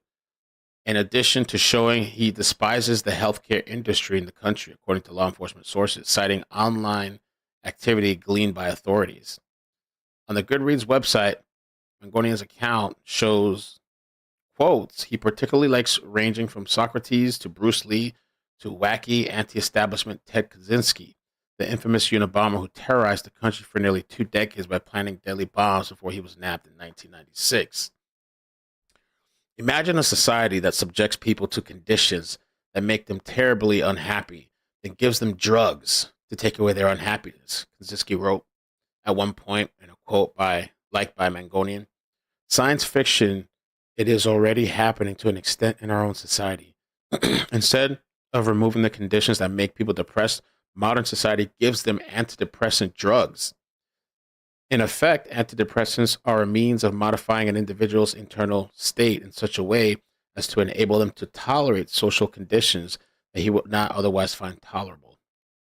I mean, that's not wrong there. It seems pretty, even though the guy's a nut, Kaczynski, but Mangione was valedictorian of his 2016 high school graduating class at Gilman School in Baltimore, where he played soccer, according to the online site. High school tuition at the all-boys school is nearly $40,000 a year.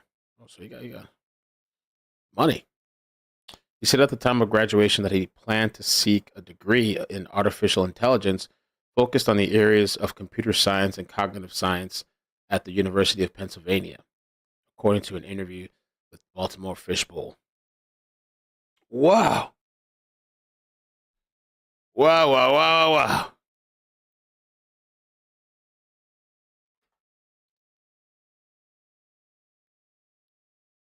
Okay, so let's see what else we can pull up with this guy.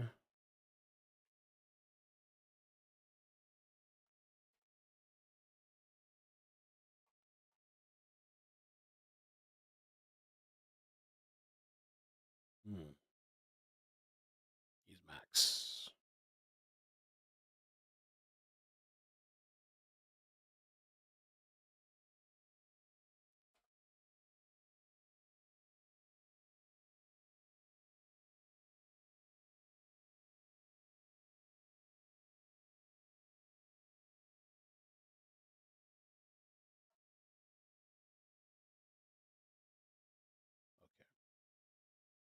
Oops.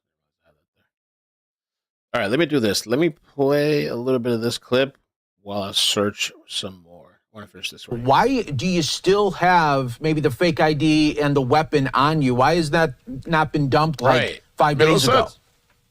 There's so many motives and reasons as to why individuals do certain things. But to your point, Mike, yeah, absolutely. Would you have gotten rid of all that information? Most would have, right?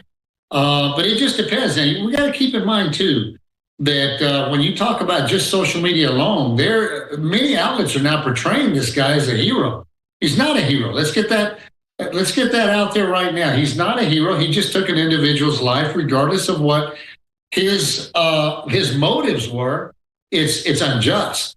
So it's not until they investigate and interview this person of interest or the suspect as to where you're going to determine why this individual had the certain motives to do the things he did to lead the investigators a certain way or to simply get caught.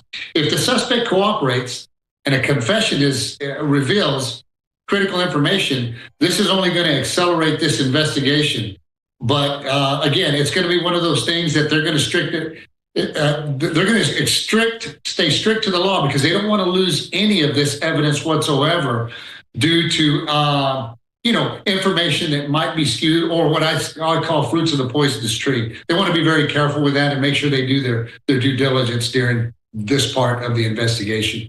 Yeah, very true. And Mark, in your experience, how likely is it for this person of interest to be cooperating with the authorities back at the station or wherever they brought him? Is it likely, or is it something where he's not going to say nothing and try to get a lawyer? Mike, it could be either or. It's basically a gamble. It's a guess. It's a 50-50. Is he going to cooperate? What's in it for him? What was his motive behind doing what he did? What message did he want to send?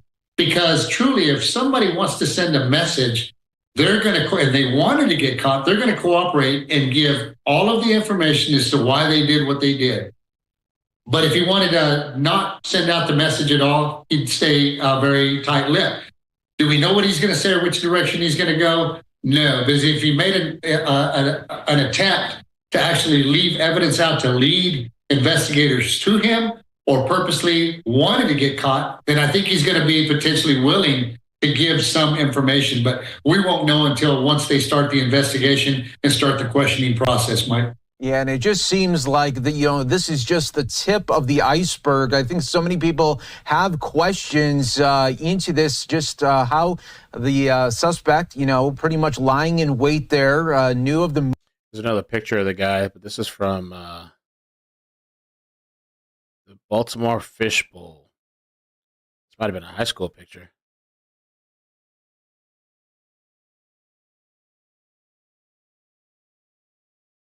The eyebrows, man. Them Koberger eyebrows. Ugh.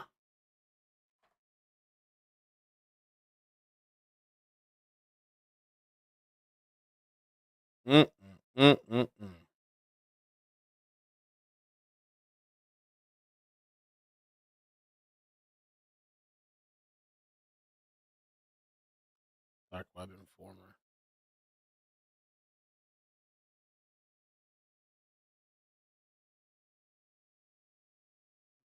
Movements here of the CEO came to the city about 10 days prior and kind of want to learn a little bit more of this timeline and why targeting this particular person. Okay, we got a press conference coming. Oh, shit. News conference at 1:30. Wait, yeah. Okay. All right. I didn't even see that. We're supposed to be having something soon. That's what this lady said, 1:30. Let me see about it.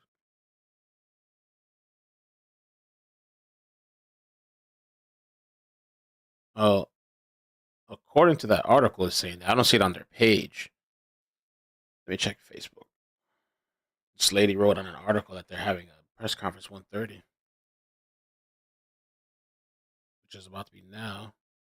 I don't see anything on their pages, so I wonder where she got that from. Mayor Eric Adams is expected to discuss the latest developments at a news conference at 1:30. Oh, which had been scheduled before the news broke out about the arrest. Commissioner Jessica Tisch will be at the press conference. Okay.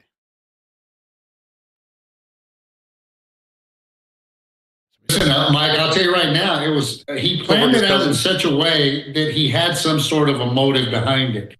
We know that the evidence that was collected at the scene and the messaging that was on those bullet casings kind of lead us to believe that he had a reason in his mind as to why he did it. And you have a lot of followers that are kind of following that same lead. He pre-planned it. He knew his schedule. There's no doubt. So you have to ask yourself the question, if I'm an investigator, how did he know my schedule? How did he know where I was going to be at that given moment, at that given time? Knowing the schedule is something that I think is critical, Mike. Who gave him that information, or what internal knowledge did he have within that gave him the information that the suspect or that the CEO was going to be at that location at that moment at that given time? So I would not leave and invest. I can rest assure you, investigators are not leaving any stone unturned. Thank you for the Facebook. Mark, does that sort of lead you to believe that maybe, for investors? That's Facebook. Oh. All right. Let me just make sure about this supposed press conference.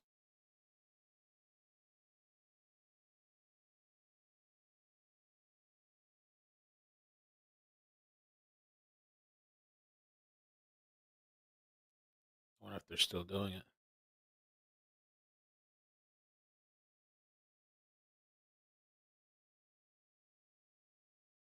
General of Florida. Well, and that is why you are well positioned there in West Palm Beach. Shauna, thank you so much for this conversation on CBS News 24/7. Now, while President Joe Biden heralds those who overthrew, watch officials give update. Oh, they just started the stream 5 minutes ago. All right, so they're not showing anything yet. They're just talking about regular news. But I'm going to keep it open on my side screen here. And let's take a look at this guy's Facebook. Let me just close all these dozens of windows that I have open. And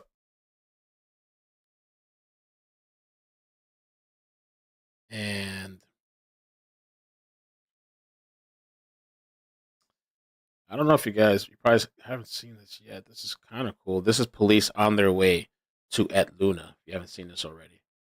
Altoona.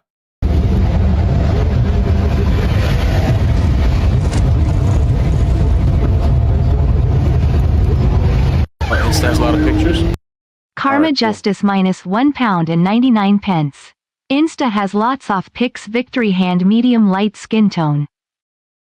2016 Baltimore, yeah.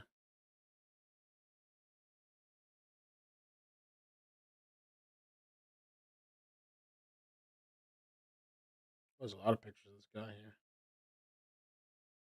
I wonder what these people are thinking right now. I guess let's look through them. Well, let me see first if he has videos. That's one. Oh, no videos. Wait, videos. Let's see. Check-ins. California, 2019. It's out of date.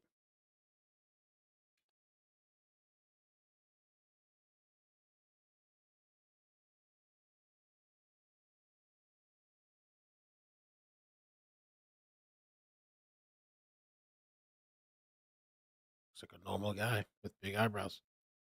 Okay, hold on. Press conference, baby. Okay, guys, let's get it. In just a moment, it is our understanding that the NYPD will have some major announcements in that nationwide manhunt after the targeted killing of a CEO of one of our nation's largest healthcare companies. CBS News 24/7 watching as we know you are. We'll be right back.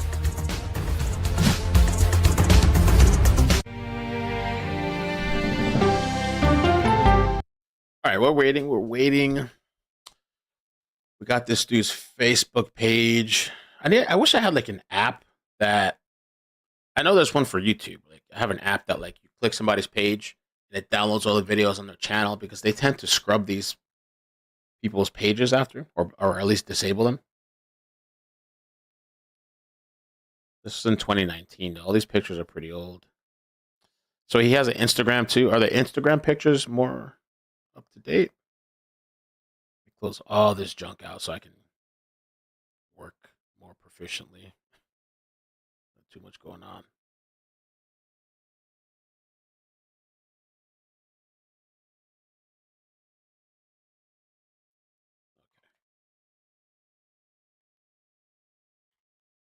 I meant to type in Instagram.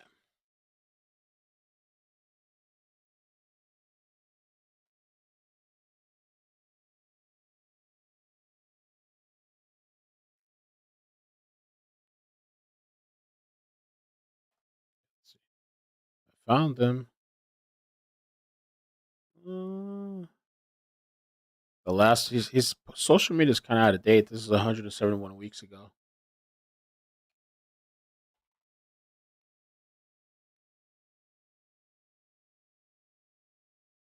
Wish I could find. Let me see. Let's do this.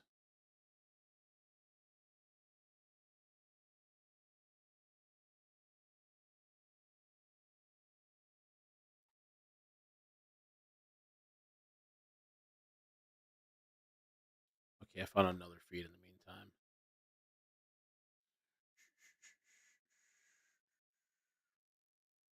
Put that up there.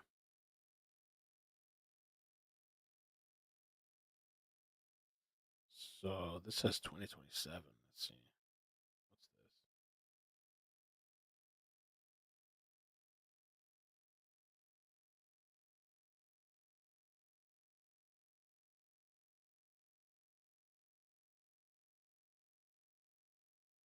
This is 204 weeks ago.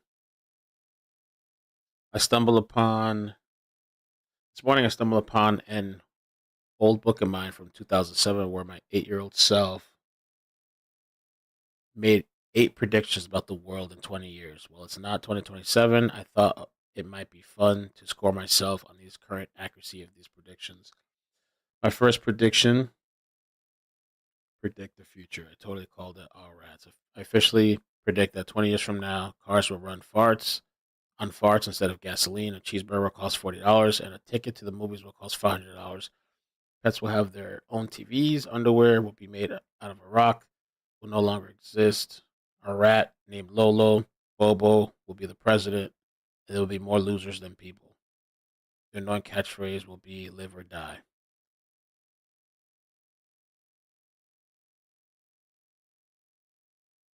Cars run on farts. This is obviously referring to the advent of electric vehicles. So he thinks he's predicting the future.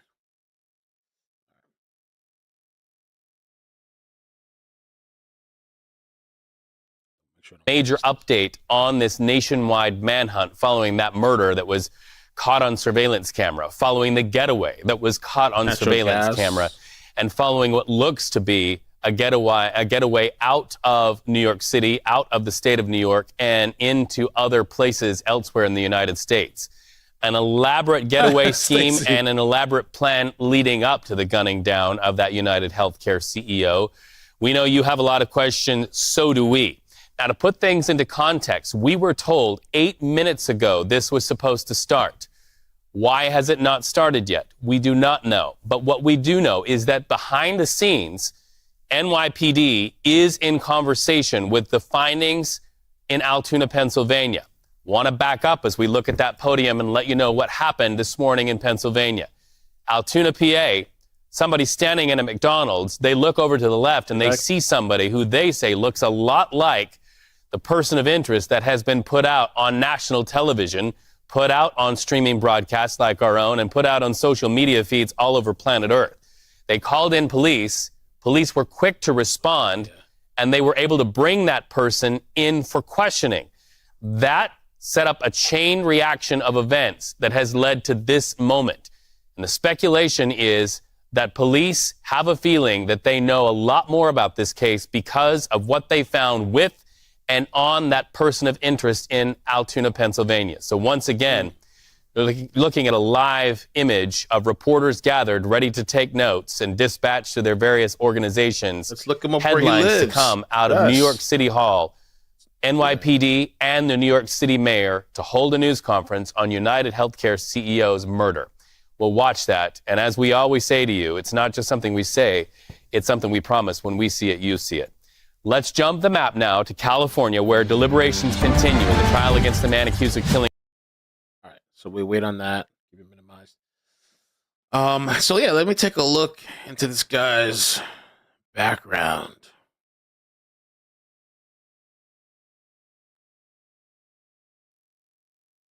Mm-hmm.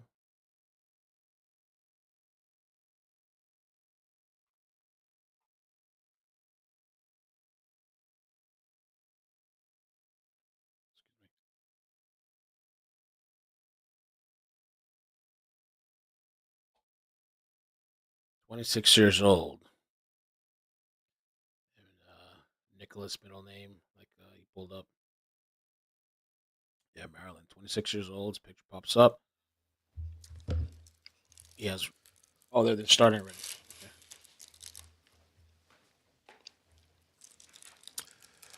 Good afternoon. And I'm joined here today by our Chief of Detectives and the Police Commissioner and Chief of Department because we have a strong person of interest in the shooting that shook our city last week. CEO Brian Thompson of UnitedHealthcare was the victim of a senseless act of violence. Our officers have been working around the clock. Many of them did not go home to pursue this individual. It was crucial that we were able to remove him off the streets of America, and we were going to seek him out no matter where he was at the time. And so this is a strong person of interest. The police commissioner and chief of detectives will go over where we are right now in the investigation. He matches the description of the identification we've been looking for. He's also in possession of several items that we believe will connect him to this incident. How did we do it? Good old-fashioned police work. The chief of detectives and the police commissioner made the decision to release as much of a photo that we had at the time. We sent it across the country, and someone, a McDonald's employee, did something we ask every American to do. If you see something, say something, but most importantly, do something. And they did. And because of that, we believe we have a strong person of interest to deal with this case. I want to now turn it over to the Police Commissioner of the City of New York, Commissioner Tisch.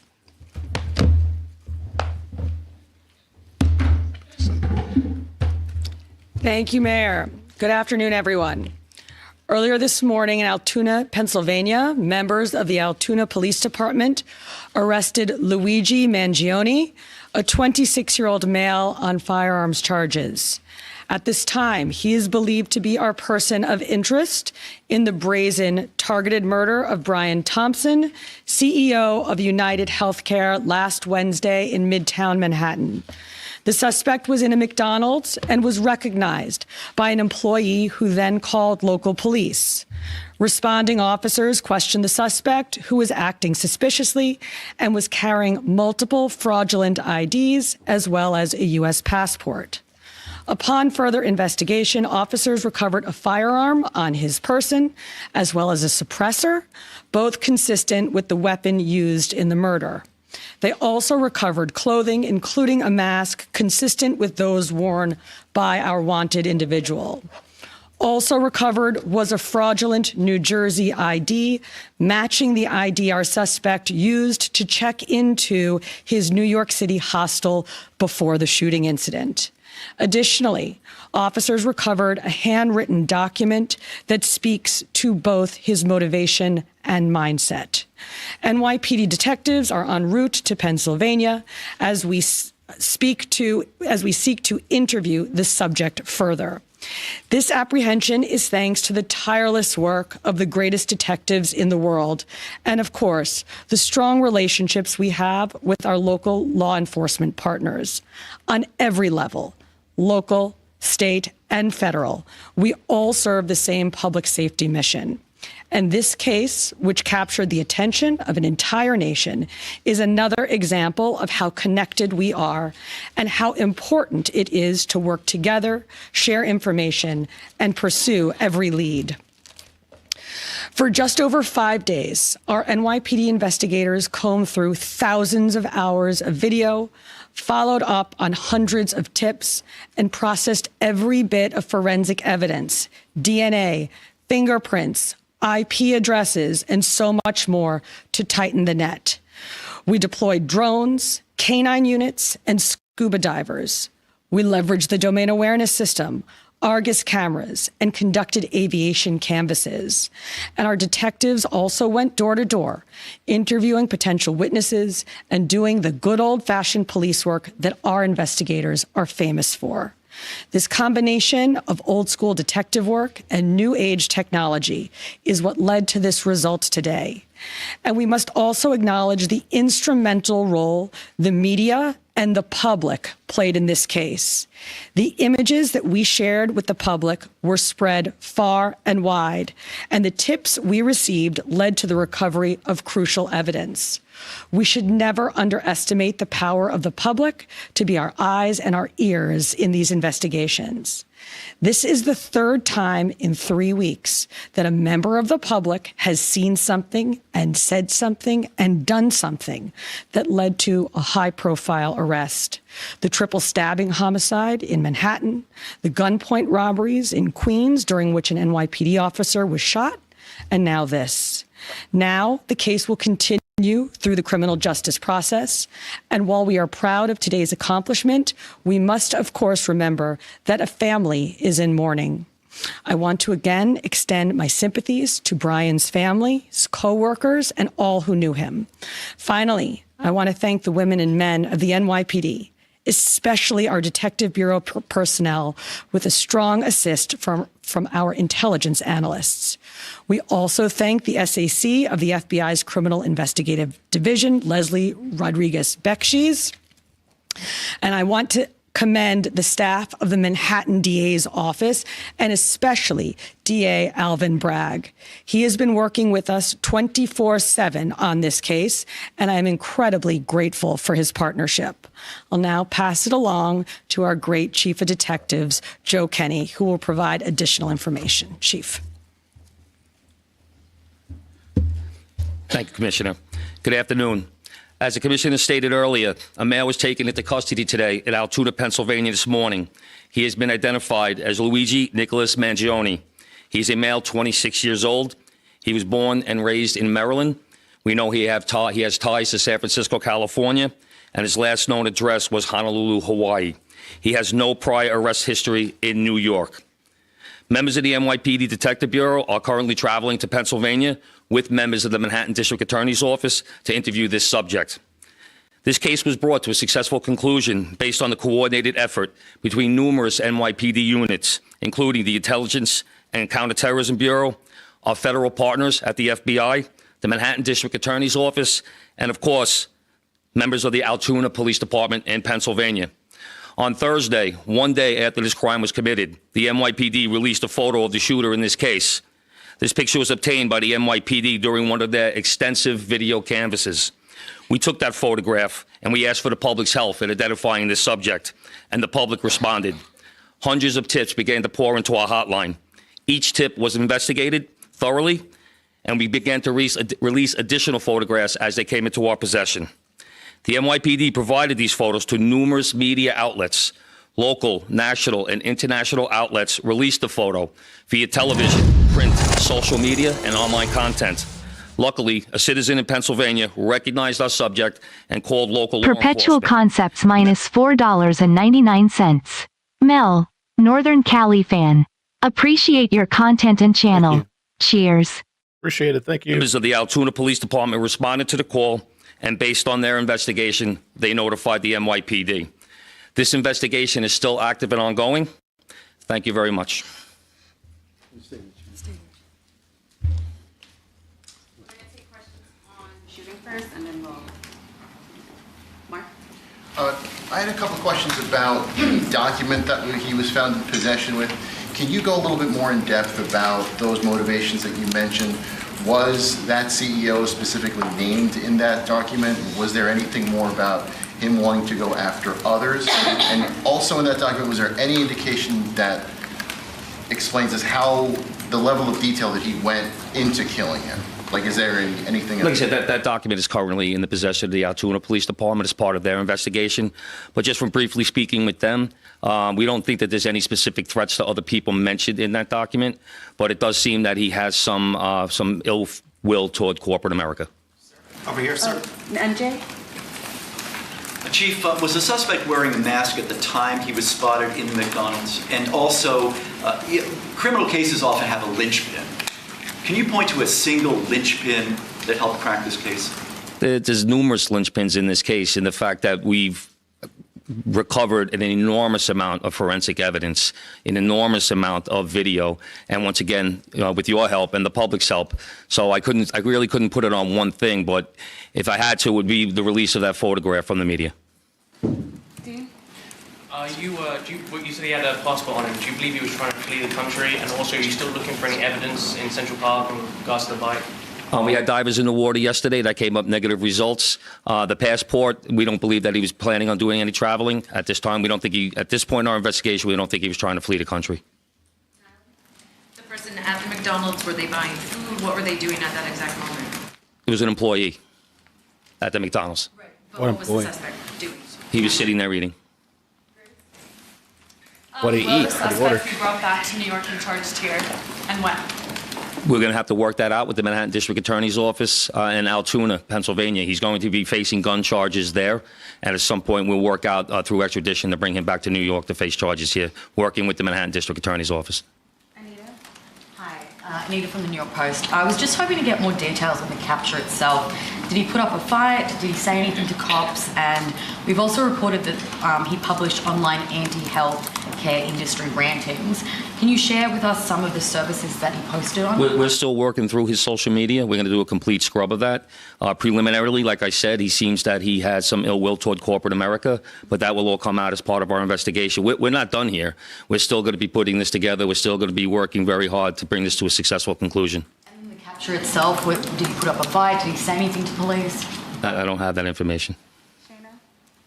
Sorry, can you elaborate on how he got there, the path he took from Port Authority and on the George Washington Bridge to Altoona, PA? Same thing. This just happened this morning. We'll be backtracking his steps from New York to Altoona, Pennsylvania. I was going to ask if you knew anything, if he took a bus to Philadelphia first and then somehow got to Altoona. We're still working on that. We're still working through that. Britain. Is there any indication that anybody else was helping him from the inside, as far as tracking the CEO's movements? Once again, we're still working this investigation very hard. It's not at its conclusion yet. That could come out during our investigation, but as of right now, we have no indication that took place. Chief, did he have any weapons or anything like that with him when he was arrested? He was in possession of a ghost gun that had the capability of firing a 9mm round and a suppressor. Can you get into a little bit about the technical aspects of the investigation? I know you deployed an unprecedented amount of technology. You also activated the Sentry program through Intel. Can you talk about how that is going to play into actually building the case as far as cell phone and all of the other technical aspects of what you've done? In this case, it really came down to technology was the use of drones in Central Park, and really comes down to the video canvas that we did. We used every source of video that we could collect, hundreds and hundreds and hundreds of hours from hundreds of sources, and that helped bring this to where we are right now. The gun is it believed to be the gun he used in the shooting? And there was some talk that it was a veterinarian type gun. Is that accurate? No, as of right now, the information we're getting from Altoona is that the gun appears to be a ghost gun. May have been made on a 3D printer. The capability of firing a 9mm round. Obviously, that will come out during our ballistics testing. Wow. Oliver? Yeah, Oliver Barnes from the Financial Times. Do you have any indication like how long this handwritten, is it a handwritten manifesto that you found on the suspect? And then also whether or not he put it online at all? Don't know if it's online. As of right now, it's a handwritten 3-page document. Chief, does he have ties to that area, and was he someone who you knew by name before his arrest? We believe he may have attended college in Pennsylvania, but like I said earlier, he has ties to Maryland and California and Hawaii. And you knew him by name before today. Was his name on your radar? Excuse me? Was his name on your radar? Was he someone who you had been looking into before his arrest? No, we did not have his name prior to today. Brent, it's okay. Does he have any prior arrests? I know there were none for New York City, but is there any prior arrests anywhere else in the country? We have not come across any arrests in the country. Chief, hi, how are you? On two things. On the ghost gun, is it something you're going to be looking into to see if he made it himself and can he make that himself? Or would he have to buy the gun the way it was? No, once again, that'll be part of our investigation as we follow up. I mean, obviously he's going to face murder charges, but is there any chance that he could face any other charges because he was targeting the CEO and because of his writings and other things that we're now finding on him? Potentially federal charges or that determination will be made by Alvin Bragg. Yes, what connections does he have in Pennsylvania that you know of, and are they in Altoona specifically? We believe he attended college in Pennsylvania. Does he know anybody in Pennsylvania? Wouldn't be able to tell you that. All right, we're going to take one more question from Shooting Marla, and then we're going to go.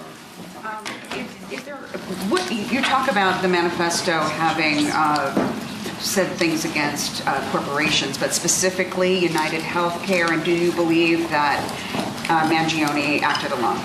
We believe at this point, our investigation is leaning toward he was acting alone. So, like I stated earlier, we're still working through the investigation. We're not stopping today. And as far as the manifesto, like I said, I don't have the complete details of that. It's in the possession of the Altoona Police Department. We're going to shift to October. Yep. Good job, Chief. Commissioner, Chief Manager.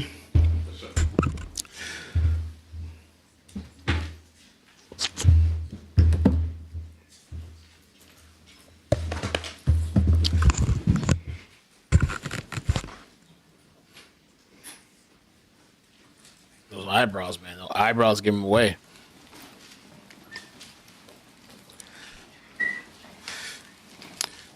Again, great job by the New York City Police Department. In certain aspects of this investigation and the crime itself is something that we have been zeroing in on.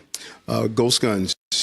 We have really talked about this since the beginning of the administration. They could be made on a 3D printer, and they are extremely dangerous, and we must do more on the federal level to clamp down on the availability of ghost guns.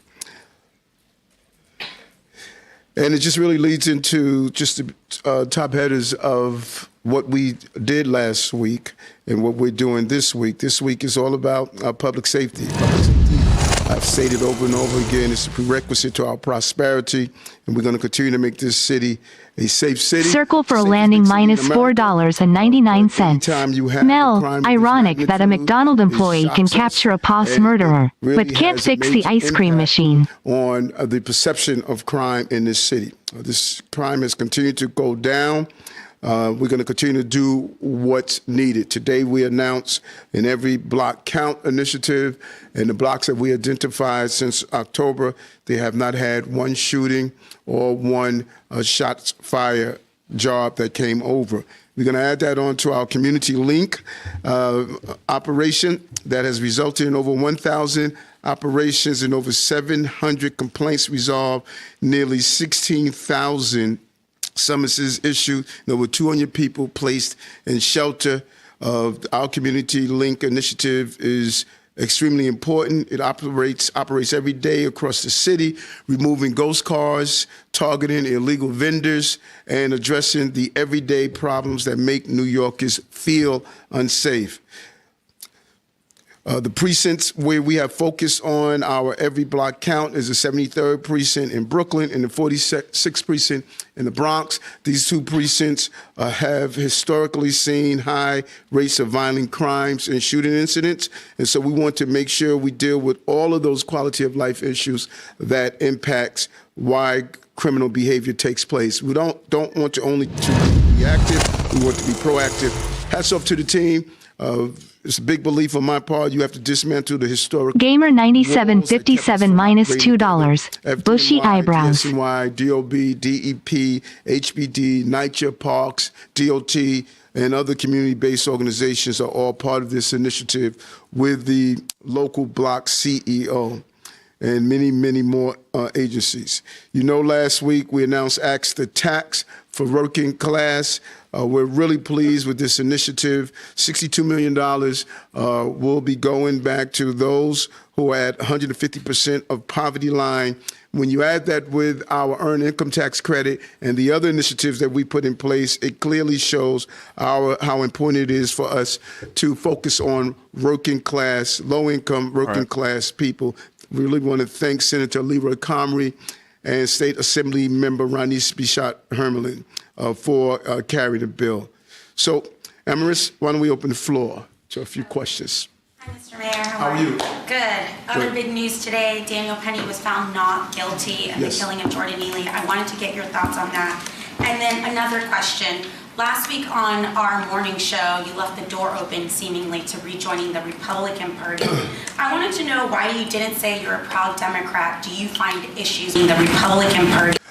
First, as I stated when this incident first happened with Jordan, that's my son's name. I wanted to know why you didn't. As I stated when this incident first happened with Jordan, that's my son's name. And so, these incidents that happen in the city is not only professional, but they're personal, and we take that with us. Jordan should not have had to die. And I strongly believe, as I've been stating, probably from day one, we have a mental health system that is broken. When you have someone repeatedly going through that system, that's a signature of failure. And we need help in Albany and in the city council. We can't sit back and mourn the loss of someone that is caught up in this system when we're not taking the action every day. But a jury of his peers heard the case, saw all the facts and all the evidence, and made a decision. And I joined DA Braggs in stating that I respect the process. And then on my second question last week on leaving the door open about joining the Republican Party on our morning show, why didn't you say you're a proud Democrat, and do you find issues with your own party? No, it's amazing how things take legs and create their own creative writing style. I never stated that I was not running as a Democrat. I ran as a Democrat as a senator, as a borough president, as a mayor, and I won. I'm running as a Democrat. I was on Channel 11, and they asked the same question. I said the same thing. I am true blue, but I'm also a true blue collar mayor. And the American people in general, but specifically here in the city of New York, they're tired of this squabbling after campaigns are over. I don't think anything is more infuriating than while you are dealing with everyday crisis, people are having an intellectual conversation of parties. When I took office as a police officer and as an elected official, I pledged allegiance to the United States of America. And that's what I said on your show. And how did I run wild? That's just the nature of the creativity that comes from your industry. I ran as a Democrat, I'm going to run as a Democrat, and I'm going to win as a Democrat like I did the last time. Good to see you. How are you? Not too bad, how are you doing? Good, good. I was wondering if you could follow up on another comment you made over the weekend about the potential of invoking executive action to override the council and sanctuary city laws. Can you give us any other details about what you're considering doing? I think you've expressed why, but any details about any new policy you're presenting? And one quick follow-up to Kelly's question. Do you think the verdict in the Daniel Penny case says anything about the mood of the city, and do you feel like it opens the door for maybe more of these interactions of people taking justice into their hands, so to speak? Yeah, good question. And I'll answer the latter first. Of what you see, what people often do. A lot of people make interpretations, about trials, but juries are in the courtroom. They're hearing every piece of evidence. They are hearing the testimonies. They have to make the decision, and that's the system that we have. And actually, it is probably one of the best systems on the globe. And I think the juries heard the evidence and made a determination based on the evidence that they heard. And does it impact what's going to happen throughout the city, that people are not going to take action or going to take action? I don't think it does. I think that oftentimes people make these decisions. All right, do you guys want to get back to the regular, to this news? We're kind of talking about other stuff for now. Here, let's talk about 57. Anna is the senior coordinating producer for our CBS News Crime and Public Safety Unit. A lot of information, Anna, was given in that press conference. Yes. For anybody who's just joining us, catch us up to speed on some of the top lines. Well, we knew this morning that Luigi. I saw somebody say they're like, damn, that's Bourne, Jason Bourne. Like, God damn. Let me see what the comments are under this post. I think this is like his high school picture. I need to go use the restroom. Sorry. Got a little drink. Restroom. So, 26-year-old Luigi Mangione. How do you say it? Mangione? What's his backstory? Super smart kid out of Baltimore. His social profiles indicate that he has grievances against the healthcare industry, accusing it of prioritizing profits over ethics. Looks like he has a lot of money. Like his family has money, or comes from a decent background too.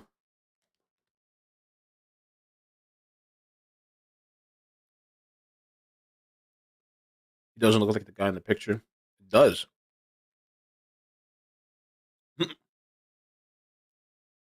Jesus Christ, that's Jason Bourne. I mentioned it the other day. Mangione. Thank you, ANCAP. Hope you're doing good. It's the eyebrows. I was saying he should have shaved it. I was saying that kind of joking, but maybe I don't know. Maybe he... The only thing is, if you're walking around with no eyebrows, then that's kind of weird too. You really stick out. No eyebrows and the face mask and all that stuff.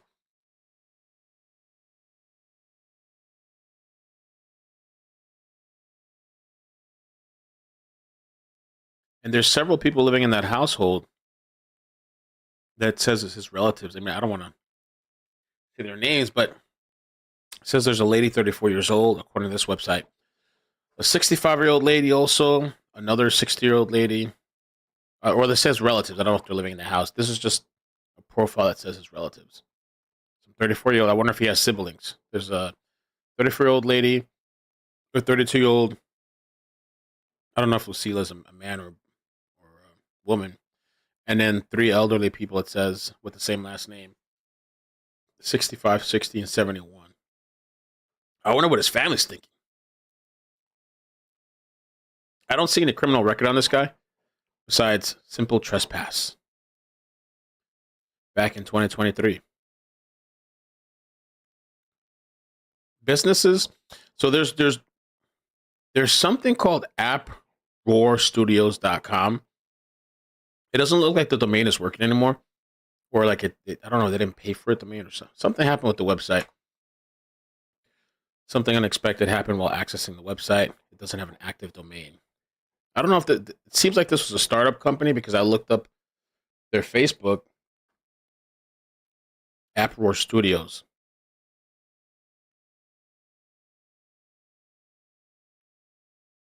Back in 2020, it looks like it never took off. Startup founded to provide the simplest and most engaging gaming experience. Under his profile,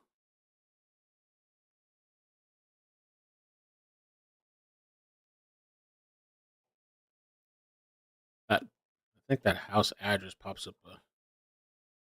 Current job, Approar Studios. I don't know.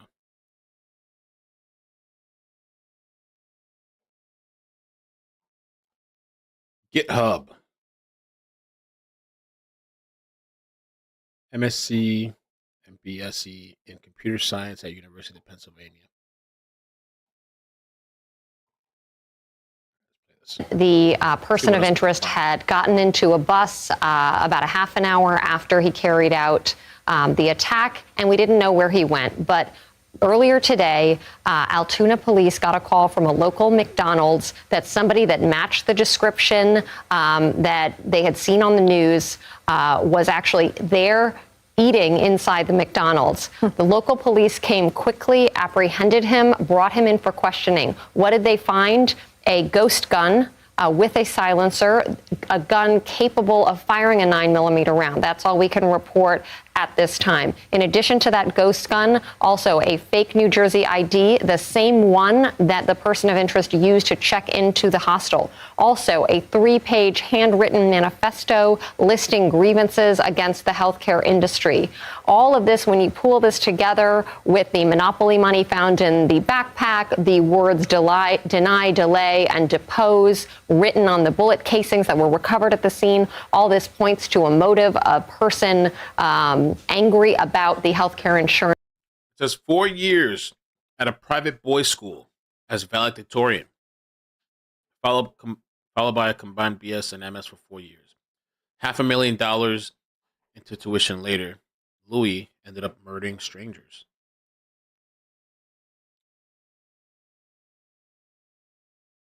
Masters of Science. Bachelor's of Science. What has he been learning in school?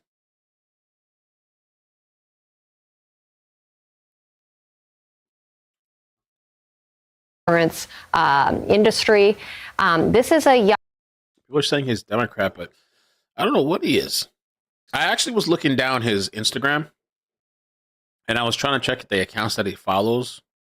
I didn't see anything political on that, unless he changed it. He doesn't seem really active on his social medias either. Young man here, 26 years old, a Penn graduate. That's the University of Pennsylvania, an Ivy League school. His most recent address was in Hawaii, but he graduated from Penn in 2020. He grew up in the Baltimore area. So this is someone of a privileged background, well-educated. So this will be sending shockwaves across those communities at that time. Still a lot of questions to be answered. Right. I mean, about those questions, we heard reporters shouting questions at law enforcement. And a lot of what we heard was this is still an active investigation. It is believed at this point in the investigation that he acted alone, that he did show an ill will toward corporate America. That was sort of the most detail that we got about maybe those handwritten writings or interactions with police. But there are still so many questions about how he knew, for example, that Brian Thompson would be at that exact location, going in that exact door at that exact time. I mean, there's still so much for investigators to piece together, and his movements before and after. Why did he home in and target this particular CEO at this particular location? What was that drove him to that? Lots of questions we are looking at, and investigators have been combing through. There were so many tips that came in. They were running down profiles on multiple names. So. Oh, wow. Ellie tagged me. Pretty Lies and Alibis. Speaking at the Founders Day ceremony in 2016. Oh, God. You guys ready? Headmaster Smythe, Mr. Hubeck, members of the Board of Trustees, family, friends, faculty, and fellow students, good afternoon. Thank you all for being here to celebrate Gilman's 116th Founders Day. I'm honored to be speaking to you all today on behalf of the Gilman class of 2016. When I started writing the speech, I talked with several students and teachers and asked how they would describe the class of 2016. Many of the students characterized our class as inventive, in both imagination and initiative. At the same time, several teachers reminded me of our class's commitment to Gilman and its traditions. I came to realize that both views are correct. minus $1.99. I sent you a message on Instagram. All right, thanks. Apparently my phone's dead. Thank you. The class of 2016 is truly defined by its inventive, pioneering mentality that accompanies a strong commitment to Gilman tradition. Throughout its time here at Gilman, the class of 2016 has been coming up with new ideas and challenging the world around it. Our selling of Chick-fil-A during lunch, arguably the staple of our class, provides a great example. In our sophomore year, when brainstorming ways to fundraise, we didn't just settle for the usual methods of selling spirit shirts and Christmas trees. In addition to this, we did what seemed impossible given the tight schedule of the school day and began shuttling dozens of Chick-fil-A sandwiches to Gilman between assembly and lunch. Soon, we were selling over 100 Chick-fil-A sandwiches each day, in what became likely one of the most successful class fundraisers in Gilman's history. 4 Chihuahuas, But our ability to come up United with new States ideas minus didn't start then. $4. Mom is Maria Santa Mangione. She is a physician.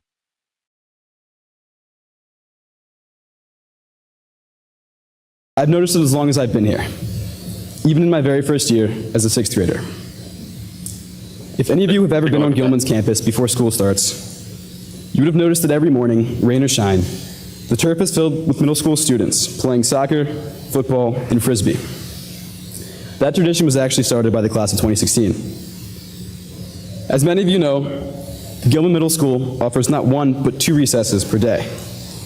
But for the class of 2016, that wasn't enough. So, as sixth graders, rather than sitting in the hallways waiting for school to begin, we decided we'd give ourselves an extra morning recess before the morning even started. And now, 7 years later, that morning recess remains as a regular part of every school day. Of course, this isn't anything revolutionary, but it shows that even early on, the class of 2016 was challenging the world around it. Having great ideas, however, isn't enough to innovate. The class of 2016's inventiveness also stems from its incredible courage to explore the unknown and try new things. Just look at a few highlights from our senior year. This April, 5 seniors performed in Gilman's spring musical, The Addams Family, all of whom had no prior musical experience. 3 seniors, Jeremy Booth, Gus Meny, and Jake Goodwin, landed lead roles, while Tommy Morey and Chris Wolf helped put on the show that I doubt any of us will forget. How about this winter, when Kevin Wang delivered his senior speech? As Kevin moved to America and joined our class in 9th grade, English isn't his first language. But that didn't stop him from delivering a both hilarious and thought-provoking speech about his transition to the United States. How about Ray Saunders leading Gilman's first-year cybersecurity team? Even competing against hundreds of veteran teams, the Gilman squad managed to advance to the state and then regional championships. All of these endeavors took a huge amount of courage. Oh, they blocked it. They took it down? Oh, yeah, that was quick. Oh, I should have downloaded it first. I should have downloaded it. Did they take it down? Bro. They took it down. They're privating it. Ah. I should have known better. I should have used the app and downloaded it. Wow.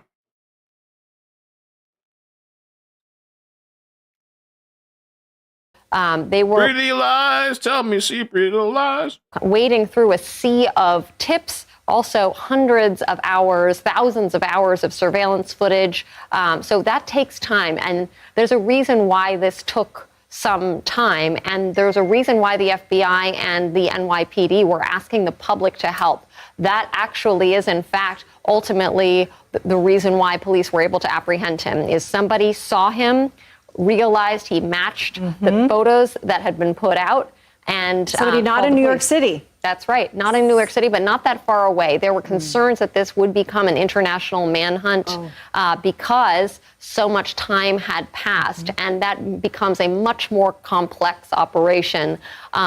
He stayed relatively close to New York City. He was in the Northeast. He had been traveling by bus, so that he didn't jump on an airplane, which would have also complicated things. But he had a passport on him. He had a passport, and our earlier reporting indicated multiple fake IDs, so he had really planned this, prepared for this. What's interesting to me is that this is a person who doesn't appear to have like a lengthy military background, but who could stay pretty calm. The experts that we were talking to, watching that footage of him actually firing the shot, said, well, it doesn't look like a professional hitman. but he had some facility with the gun and he could stay relatively calm. And wherewithal when it jammed. Yes, and fix that jam and fire off another round, really done in cold blood. We've reviewed the video, and it was at least 3 shots. The victim was stumbling, and then he continued this horrific attack in cold blood. Let's go ahead and bring in CBS News correspondent Tom Hansen, who joins us now outside at New York City Hall. Tom, what more are we learning about this person of interest and what charges he may face? Jersey, true that.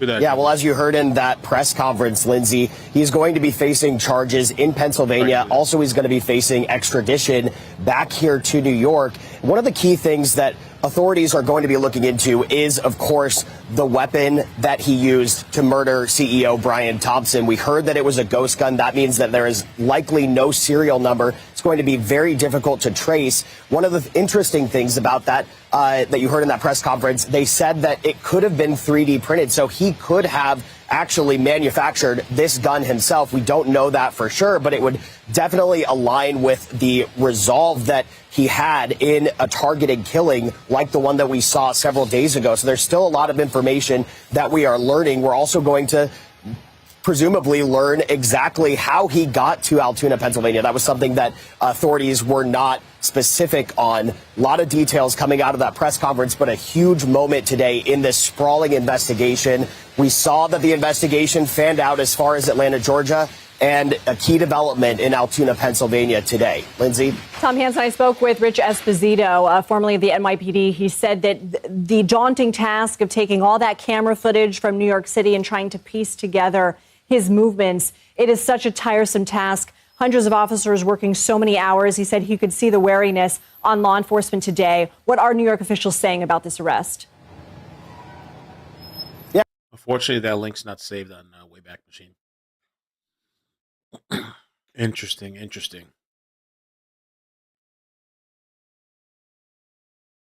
They're moving quick. Gotta take it down. Remove it, private it. You don't want any association. Take it down.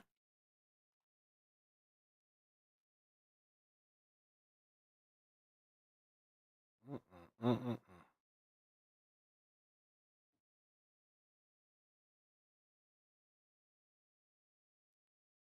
I wonder what's up with his family.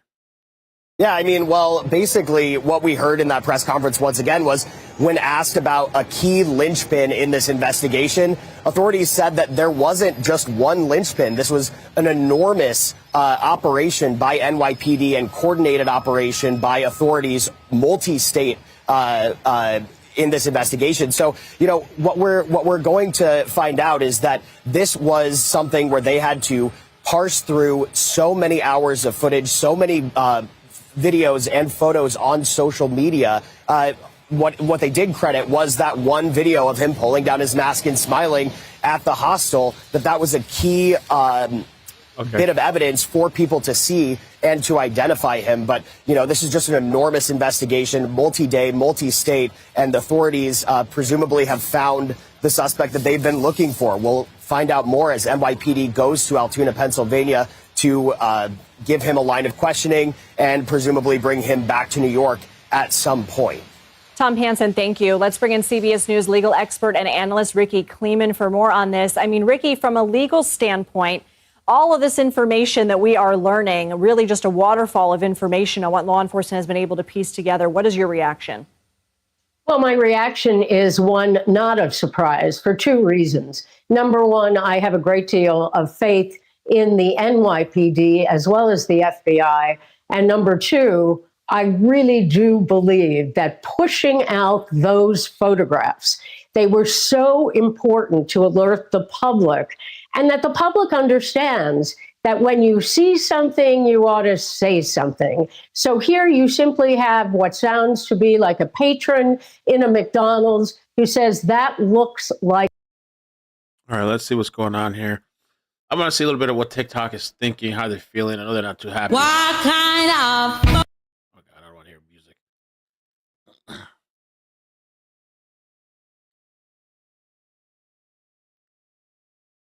they're not happy.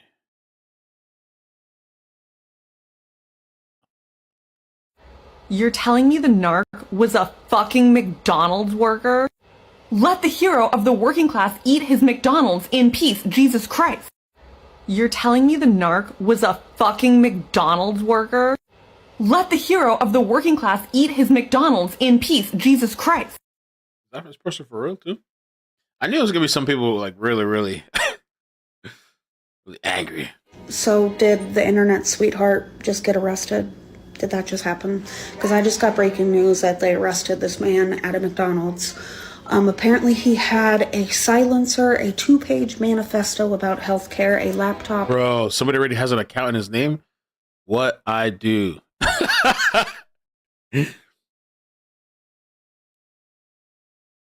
Why would he still have that stuff on him? That's what I don't get. I mean, why? Why would you keep the gun on you? Especially it's a 3D gun. There's no serial numbers on it. Why are you holding on to a ghost gun? Evidence. You know, I don't know. He could have chucked it somewhere along the way. Or throw it in a dumpster somewhere along the way. I mean, it's good for... Hi, baby.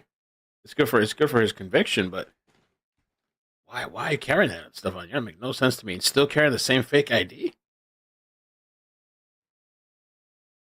And fake IDs confiscated. I believe they arrested him on the gun charge. But I just saw that they are charging him with the death. So, in my opinion, either this is our guy, or they are making this our guy. If you catch my drift.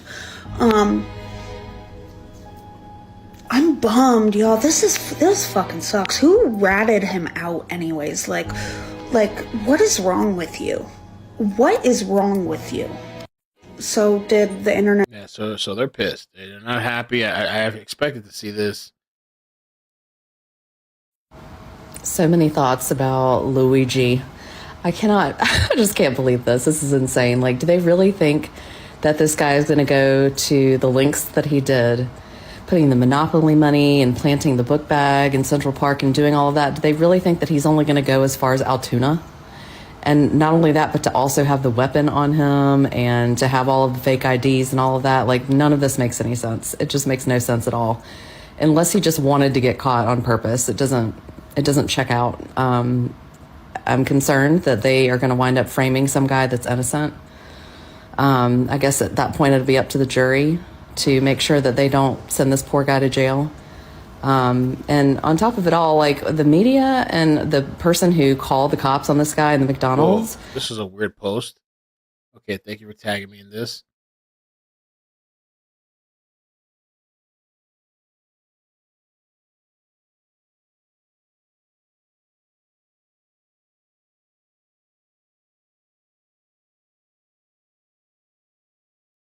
Hold on. So here's a post from Luigi. Luigi. So he was quoting this person. Immigration won't solve anything. It's maybe a short-term solution at best. Japan will be fine as long as it stays Japanese, the person said. And that person was replying to Adam Rossi. The native population of Japan is falling at a rate of 100 people per hour, down 595K from the previous year. Prime Minister says Japan at the brink of being unable to maintain social functions, government incentives to have babies ineffective. This is cultural. The only hope is immigration. I thought they were actually paying people to have babies. I don't know if was it Japan? One of these places were paying people to have babies. So okay, Luigi goes on to say, modern Japanese urban environment is an evolutionary mismatch for the human animal. Thank you, Jenna. Jenna Balby minus $4.99. People posted on his family members page asking to help with Bale face with open eyes and hand over mouth. Let me see. I know you said you DM'd me. My battery is dead. Okay, I see your DMs. Oh. Wait, what? Okay, let's see. Oh, so they're going for this guy.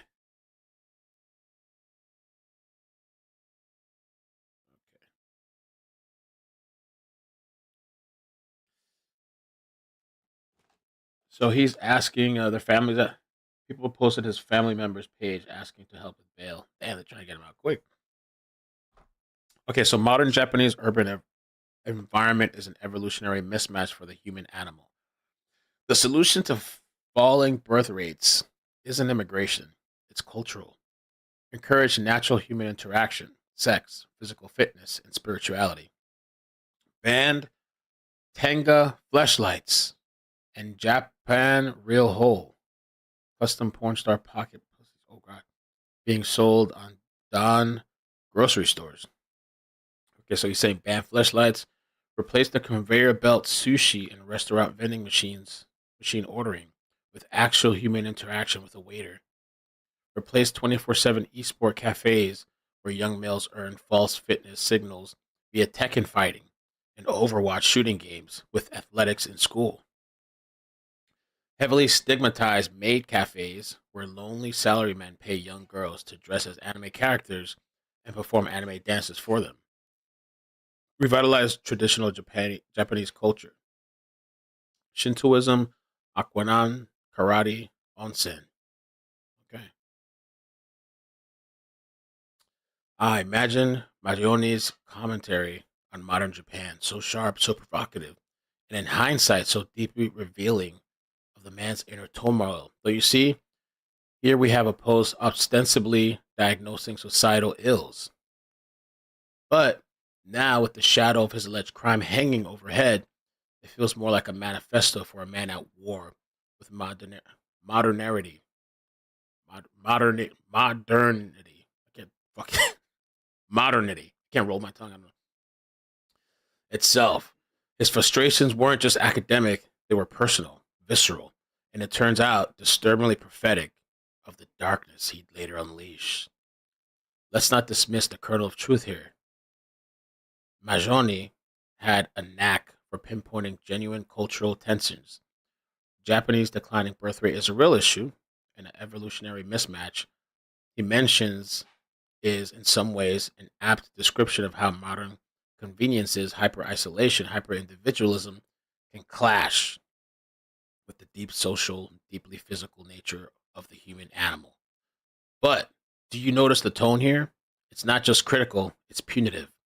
It's dripping with contempt for what he sees as decadence and decay, as if his only solution isn't to guide society back to balance, but to drag it there by force. The seeds of authoritarianism. Authoritarianism. I don't know what's wrong with me today. Authoritarianism. Authoritarianism. Okay. Don't clip this shit. Sprout easily into soil watered by frustration, don't you think? And look at the specifics. His bizarre. So, like, long story short, no fap. That's it, bro. That's all you gotta tell these people. Go look up no fap on Reddit. And look at the specifics. His bizarre crusade against Tenga fleshlights and maid cafes. Sure, you can laugh at the absurdity of it, but isn't it telling? His focus on stigmatizing and banning, rather than understanding and reforming, reveals a man obsessed with control. It's as though he viewed modern society as something not to be engaged with, but to be corrected, disciplined, punished. And isn't that the mindset eerily consistent with what he's accused of?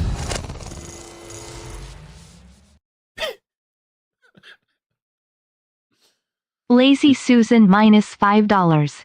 He should have made a run for the border and gone to Taco Bell. Yo. This is like really, I'm surprised somebody, they maybe need to check this guy out. Who's this guy, L. Ron Hubbard parody? Parody account that's like going in so deep. Oh, hell no, wait a minute.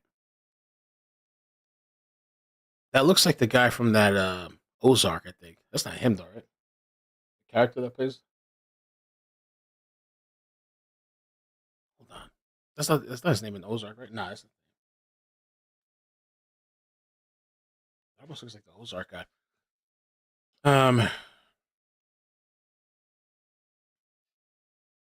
Is it Ozark I'm thinking of? I think so. Anyway. That the idea that institutions and people need to be fixed by any means necessary, even violence. Big, deeper though, and you see his proposed solutions are drenched with nostalgia for an idealized past, a fixation on traditional culture, physical fitness, spirituality. It's almost like Mangione was trying to rebuild some lost Eden in his mind, but instead planting seeds, he wielded an axe instead of planting seeds. Revitalizing Shintoism, what's that? And onsen. Sounds noble, sure, but when paired with his bitter disdain for modern quirks and his aggressive tone, it feels like preservation and less like preservation and less like erasure, more like erasure. He didn't want to help people thrive. He wanted to force them into a mold of his own making. And perhaps the most chilling is how this post ties into his alleged crime. He's a man railing against an evolutionary mismatches, modern alienation, and societal stagnation. And what does he do? He allegedly creates more alienation, more chaos by committing an act that leaves a gaping wound in the very fabric of society. He didn't heal the mismatch, he became a symptom of it. Yeah, that's kind of really well written. Yeah, is this ChatGPT? But there's a lesson here. Yo, maybe I should just start ChatGPTing my tweets. I don't even gotta think about this shit. Just come up with a great response to this. Copy paste a philosophical post or whatever, blah, blah, blah. And, but there's a lesson here, don't you see? Frustration with the modern world is understandable. Many of us feel it in one way or another. But the answer isn't banning or stigmatizing or destroying. The answer is leadership rooted in strength, unity, and clear moral vision. That's what we're seeing with Trump's America. Oh, shit. A course correction that respects tradition while embracing the future. Okay? Okay. Mangione let his bitterness consume him, turning his sharp observations into a blade aimed at the heart of society. The tragedy, he could have been a force for change. Instead, he chose destruction. What say you, my friend? Was Mangione railing against society or against himself? Pretty good analysis, instant analysis for a parody account.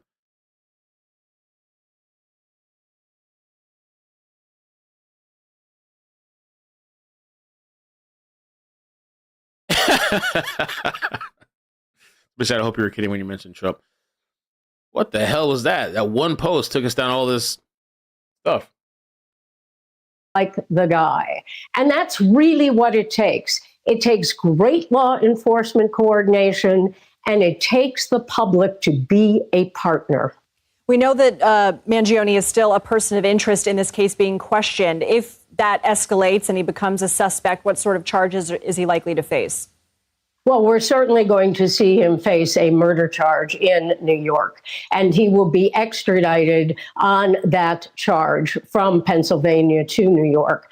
They may add additional charges because of the firearm, because of the flight, but ultimately we're going to look at the top count, which is in fact that murder. And when you're dealing with someone who commits a murder that is premeditated and he lays in wait, that is something where you're going to find someone who may be spending the rest of his days behind a prison cell. Ricky, what happens between now, when a person is still considered a person of interest being questioned, and when a person... Oh, yeah, I wonder what his thoughts are on the sex doll stuff and AI dolls and all that stuff. ...becomes a suspect? Is it everything that they were talking about from fingerprints and DNA testing? What happens right now? It becomes when you're looking at it at this stage, although he is being called a person of interest, we all know in this situation he is a suspect. What will happen is that when the NYPD officers or detectives come to Pennsylvania to question him, he is certainly going to have to be advised of his rights, his Miranda warnings. And at that point, he has the right to claim an attorney and a right to remain silent. At that point, or he has a right to talk if he would like to talk. That is going to be the point when he turns from a person of interest to a suspect and, of course, to a criminal defendant. Ricky, as someone with a defense attorney background, what would be some of the challenges here if you were representing this person as a client in terms of missteps? I mean, the fact that Mangione was carrying a firearm consistent with the weapon used in the killing of Thompson, that there were handwritten writings that expressed ill will toward corporate America, that there were fraudulent IDs, including the one that was used to check into the hostel. The fact that in this high-profile case in which there is a multi-state manhunt, this person is sitting in a McDonald's eating a meal. What you have here is a situation which defense lawyers like to call are facts beyond change. There are facts in this case that you cannot make them go away. They're there.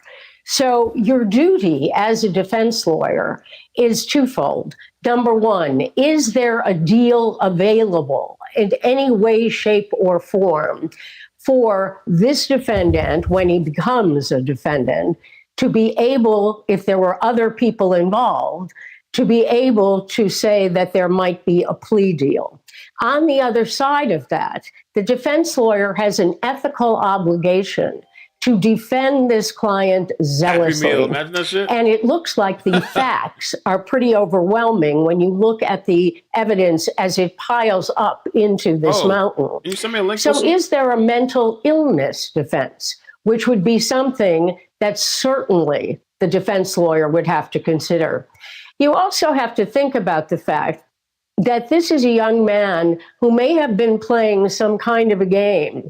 We also know that he teased the police with what he wrote on those cartridges and bullets with the words of deny or depose or defend. We have someone who teased people with these photographs, who dropped a bag.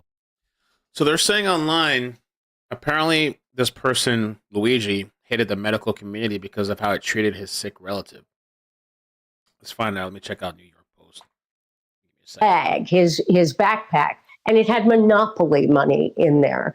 Is that going to help you in terms of creating a mental health defense, or is that all going to continue to hurt you?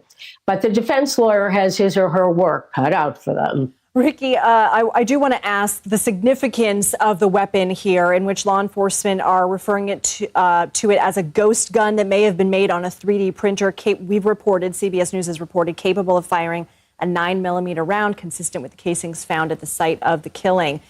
What is the significance? Oh, his cousin. Somebody just told me something that his cousin was talking online. His cousin, a Maryland delegate, statement incoming from office. Of the fact that it was a ghost gun, that could have been made on a 3D printer? Well, if it certainly turns out that this is a ghost gun made on a 3D printer, and they can show that this is the person who made that gun, it goes right back to his premeditation. It also is, I'm sorry to say, a rather sad statement about our society at this point. Ricky Kleeman, certainly appreciate all of your time and expertise. Thank you. I want to bring in Anna Schechter back into the conversation. Anna, we've been reporting how difficult it is as the hours and days go on to locate and apprehend a suspect or person of interest. In this case, the person of interest sort of had time on his side, 5 days. Have your sources been talking to you about the challenges increasing exponentially as the days dragged on? Well, certainly, because it just expands the area where he could have traveled. The tech whiz apparently hated the medical community because of how his sick relative was treated. That's all they say, though. Okay, let's see. I'm gonna search Facebook. Too, and that's why getting those photos out to a national audience and potentially internationally, we were asking about going north. There was a concern about him going into Canada. There was that heightened concern. Even on the first day, the nearby airports were cased by NYPD investigators. Within hours of the attack, they were searching that. Long Island Railroad trains had been stopped. And when nothing was coming up, obviously that sort of upped the ante. And that's when the decision was made to put out those photos and ask the public for help. Because historically, that can be crucial to these kinds of investigations. You know, we think that we don't have any agency that our faces everywhere because of facial recognition. But what this case shows us is that, you know, you do have a certain amount of agency, and he made mistakes, but he also did some things right by the way that he moved so quickly in order to disguise his movements. It certainly is harder to to identify somebody who is wearing a mask where only your eyes are visible. We do have that photo from that one flirtatious encounter at the hospital with the clerk in which he was smiling. But those two photos are the only full face photos that we have. The photos in the cab, outside the cab, all with a mask. And it's also challenging. I mean, the photos of him inside the Starbucks looked a little bit different from him in the hostel. And you had sort of citizen sleuth saying, wait a minute, it doesn't look like the same person. Then later, after he committed the crime, you have a photo of him getting into a cab. This goes to his premeditation. He took the ski mask off. It appears to me that he changed his jacket and he put a surgical mask on. So at every point he was working to evade detection, and it worked for 5 days. But harnessing the public's help was crucial in this case. Is it your understanding and that of law enforcement that the idea of getting onto an e-bike that was not a city bike, which is a brand, I don't know if it was his personal e-bike, got on the e-bike, sort of traveled through Central Park, exiting on the Upper West Side of Manhattan, then getting into a cab to Port Authority? Are all of those movements sort of in design to evade? Well, those movements, he clearly knew exactly where he was going. And from my reporting based on the surveillance video, he wasn't sort of hesitating and wondering where he should go. He planned this whole thing out. So he went into the alleyway right after the shooting, grabbed the bike and was pedaling. And, you know, the video that we obtained exclusively initially where he's riding down 85th Street, he is pedaling hard, but he appears calm. There's nothing that looks out of the ordinary. And that he is not acting erratically in any way. And that helped him evade detection because he wasn't drawing attention to himself. So at all those points, not drawing attention to himself, even going to the McDonald's and just sitting there quietly eating, it seemed that he was getting a little bit more brazen. The NYPD said on Friday that the entire time he was staying at the hostel, he was wearing a mask. And, you know, he didn't interact with his roommates. He was careful at that point to take off the mask and then start eating. He assumed that he was safe inside that McDonald's in Altoona. So he is still in Altoona. What will it take for, again, he's still only a person of interest being questioned in the case, but what would it take for suspect status and extradition to Manhattan? Well, there's a whole process here. It's not like they can just pick him up and grab him. They have to build a case and create a timeline warranting an arrest on these charges. He's now being held in Altoona on potential gun charges, illegally being in possession of this gun. Remember, there are federal laws about ghost guns and silencers, and apparently he was in possession of a ghost gun with a silencer, potentially illegally. That's what they're holding him on now. By now, the NYPD will have gotten to Altoona. They are likely there, and there's paperwork. He has to appear at a summons in Altoona before the extradition happens. The U.S. Marshals are involved. He will be transported. What would the time frame be on that? It could be in the next couple of days. Okay. It's unclear, but he's also going to be getting a lawyer. He has a right to counsel, as Ricky Kleeman just said. So there are a lot of different parts of this picture that have to come together, and that can take some time, even though the public might think, well, wait a minute, get him back to New York City and put him in front of a jury, but it doesn't really work like that in real life. You and the Confirmed team have also created sort of an idea of a background of this person of interest. What can you tell us about what you've learned about him? Well, this is someone who went to good schools and grew up in the Baltimore area. He went to the University of Pennsylvania, an exclusive Ivy League school. He graduated in 2020. He was involved in student clubs. He studied computer science. His most recent address points to Hawaii. If you look at his social media, he was posting lots of pictures of the Hawaii landscape and animals and the like. We are drilling down on his potential anti-corporate mentality and those kind of more extreme views that would push him to carry this out. So far, it doesn't appear that he has a criminal record. We're still working to firm that up. We have been talking about it, but can you reiterate everything that was found on his person? Something interesting. Hold on, let's see here.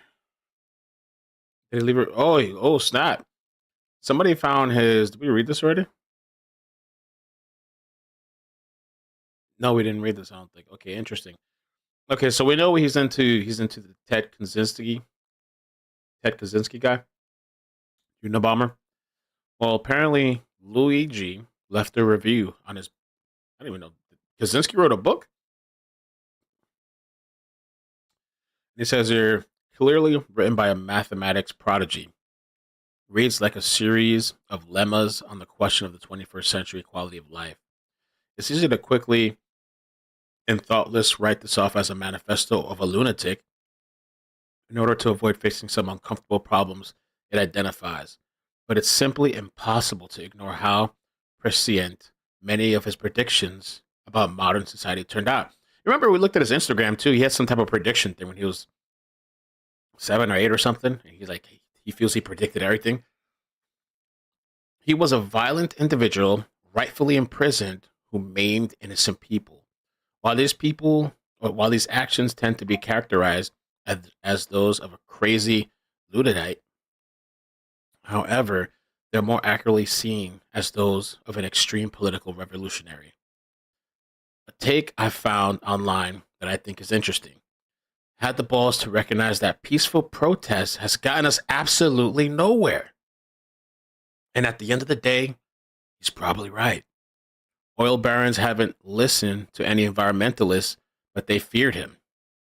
When all forms of communication fail, violence is necessary to survive. You may not like this method or his method, but to see things from his perspective, it's not terrorism. It's a war and revolution. Fossil fuel companies actively suppress anything that stands in their way, and within a generation or two, it will begin costing human lives by greater and greater magnitudes until this Earth is just a flaming ball orbiting third from the sun. Peaceful protest is outright ignored. Economic protest isn't possible in the current system. So how long until we recognize that violence against those who lead us to such destruction is justified in self-defense? Did I say when you wrote this? I'm curious when you wrote this. Oh, January 31st, 2024. These companies don't care about you or your kids or your grandkids. They have zero qualms about burning down the planet for a buck. So why should we have any qualms about burning them down to survive? We're animals, just like everything else on this planet, except we've forgotten the law of the jungle and bend for our overlords. When any other animal would recognize the threat and fight to death for their survival. Violence never solved anything, quote unquote, is a statement uttered by cowards and predators. Ugh. Damn. Wow. That's a real insight into the mind of this guy, what he's feeling and thinking. Not his little, hi, I'm here in Hawaii. I'm on my vacation. Here's my picture. That's a look into the mind, the depravity.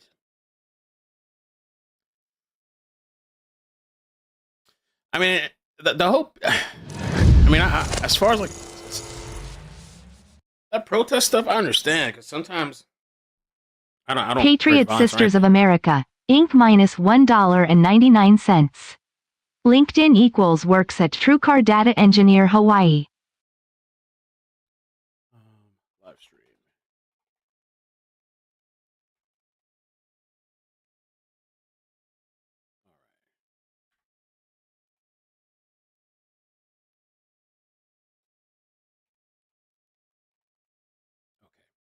Timestamp that. That's really interesting.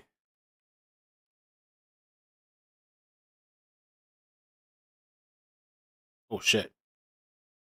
Why is Jordan Peterson always bothers me? Overcomplicates everything he says out loud, wasting everyone's mental bandwidth and having to decipher it. The best teachers are the best communicators. Clear, succinct, simple language. He does kind of like all over the place and shit.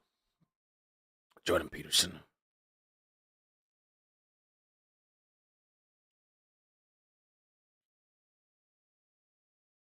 Let's see, what is there anything else here? So far, my working theory is a guy with chronic pain from the pinning of an injury in his back combined with getting a one shot by ayahuasca. You follow this page. Actually, kind of interesting.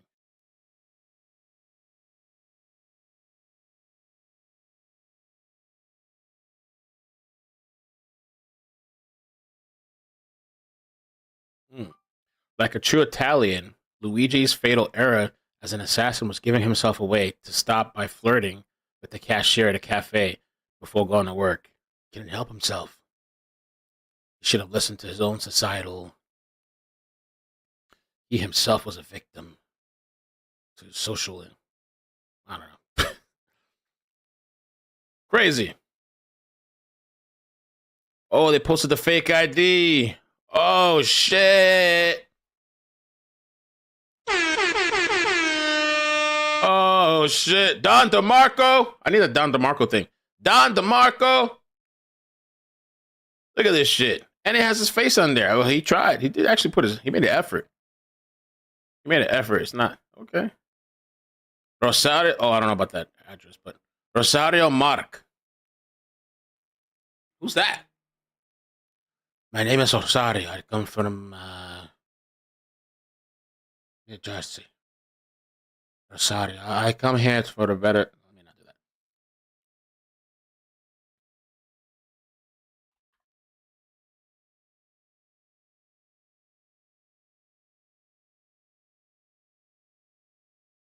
Wow.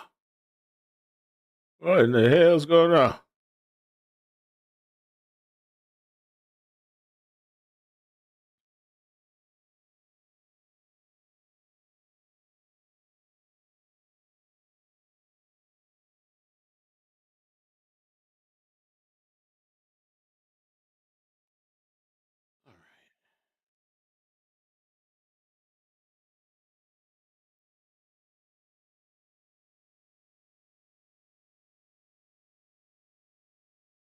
What else do we got?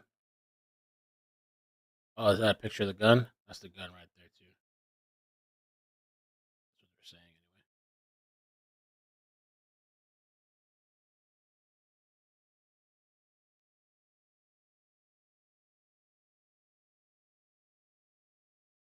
Rosario. All right.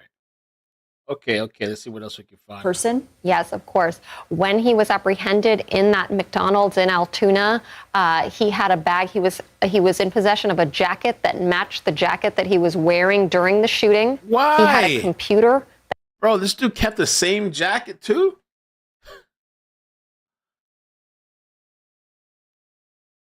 What happened? I don't know. Your Ivy League, Master Science, and all this shit. What the hell happened to you? Did he want to get caught?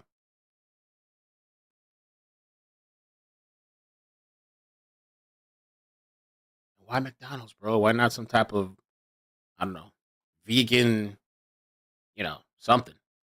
That is now being forensically analyzed. He was in possession of a ghost gun with a silencer, capable of firing 9mm rounds. And police just said at the presser he also was in possession of the very same fake New Jersey ID that was used to check into the hostel on the Upper West Side. I want to go back to Tom Hansen, who is still outside of New York City Hall. Tom, what has been the reaction to this news that you've been following? Yeah, well, over the last several days, really what we've seen is kind of a glorification, unfortunately, of this suspect. And as we're looking right now on his Instagram, which we have found, he is gaining hundreds and hundreds of followers almost by the minute. So we are seeing a lot of chatter, a lot of people really honing in on who he is, very curious about any motives. Now, at first look of his Instagram. Let's take a look at his Instagram. The last picture. The real life Batman. He's innocent. We love you. OMG daddy. This is crazy. Free him. Never been more proud to be from Thompson. Chad. That's a hero. He did it to avenge his grandparents. Italians have a history of strong bond with their families. Healthcare system sucks. That'd be interesting if that's part of the story. Free my king, free Luigi. So the murder of a healthcare executive okay with many of you. Why stop there? What about oil, gas executives, payday loan CEOs, the head of social media? Murder is not a solution. Somebody said we've tried everything else.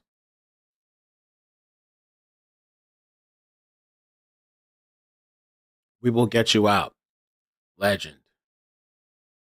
Free daddy, we love you. There aren't any real indications of a motive from the posts. They're pretty mundane. They're from vacation. Some of them are in Hawaii.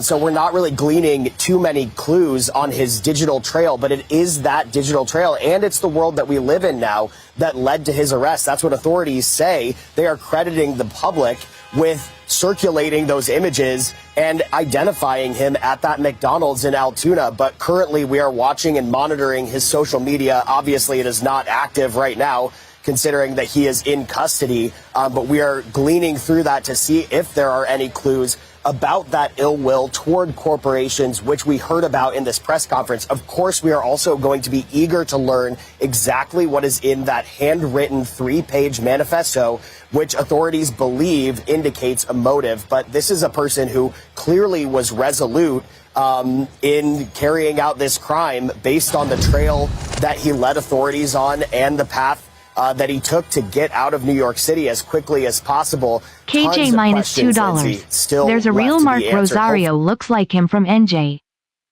Is there really one that looks like him? You don't think that's him in the picture? But the eyebrows, man. You think there's two people with those eyebrows? I don't know if Kohlberger and this guy. Hopefully we will learn a lot more once we get that manifesto and we can review it. Tom Hansen, thank you so much. I want to bring in Felipe Rodriguez. He's an adjunct professor at John Jay College of Criminal Justice and a former detective with the New York Police Department. Felipe, thank you so much for being here. We heard in the press conference multiple times that at the end of the day, this came down to good old-fashioned police work. We also know that it came down to a tip from the public who had seen the fruits of that labor, the combing of those cameras and images that they were able to release to the public. Break down for us what the last 5 days. The interesting thing about the driver's license. So the information I have is that Luigi was born in May 1998 and he's 26. On the fake ID, it's 7/21/1998. So same year, different month. And days of the investigation looked like and where this goes moving forward. Well, at this point now, it's just putting, everything ready for prosecution. If it is, the first thing we're going to do is try to get DNA evidence, right? Usually taken from a swab from the interior of your cheeks, because we also had so much physical evidence. We had the book bag, we had the Monopoly money, the jacket that was recovered, but we still have a lot more to go. And that's what people need to realize. We still have to try to recover that specific firearm. The reports that we're getting from Pennsylvania is that, yes, he was in possession of a ghost gun, but not the actual firearm that was used in the homicide. It's a very specific and unique gun. So that's why, you're still going to have the divers out there trying to get that. And another key piece of evidence that I like to see would be, getting the bicycle. And then after that, it's going to go into the forensic zone where we're going to try to get any information that we can from a cellular device. Felipe, are you surprised it took police 5 days? No, it's once again, I know the public speculated quite a bit. But remember, like I tell everybody, he was out here 10 days in the city. And what did we get? If it wasn't for the hostile picture, we would have had, it would have been a lot harder to ID him. Once again, we can see how the partnership of both the public, the media, and police worked well together. Because if someone hadn't alerted them at the McDonald's, probably still would have been out there. And it was. This is what people are talking about. They think this person, Nino Mangione, Maryland State delegate, they might be cousins. Political ties.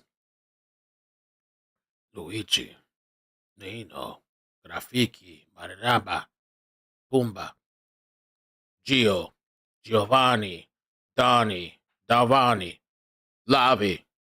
It was just the fact that no matter how good science is at times, Luigi, technology, Mario, dedicated detectives of NYPD, that's what ends up solving it. Right. Felipe Bambino. Rodriguez, Anna Schechter, Tom Hansen. Thank you all so much. Our thanks to Rick. They got the clip before they deleted it.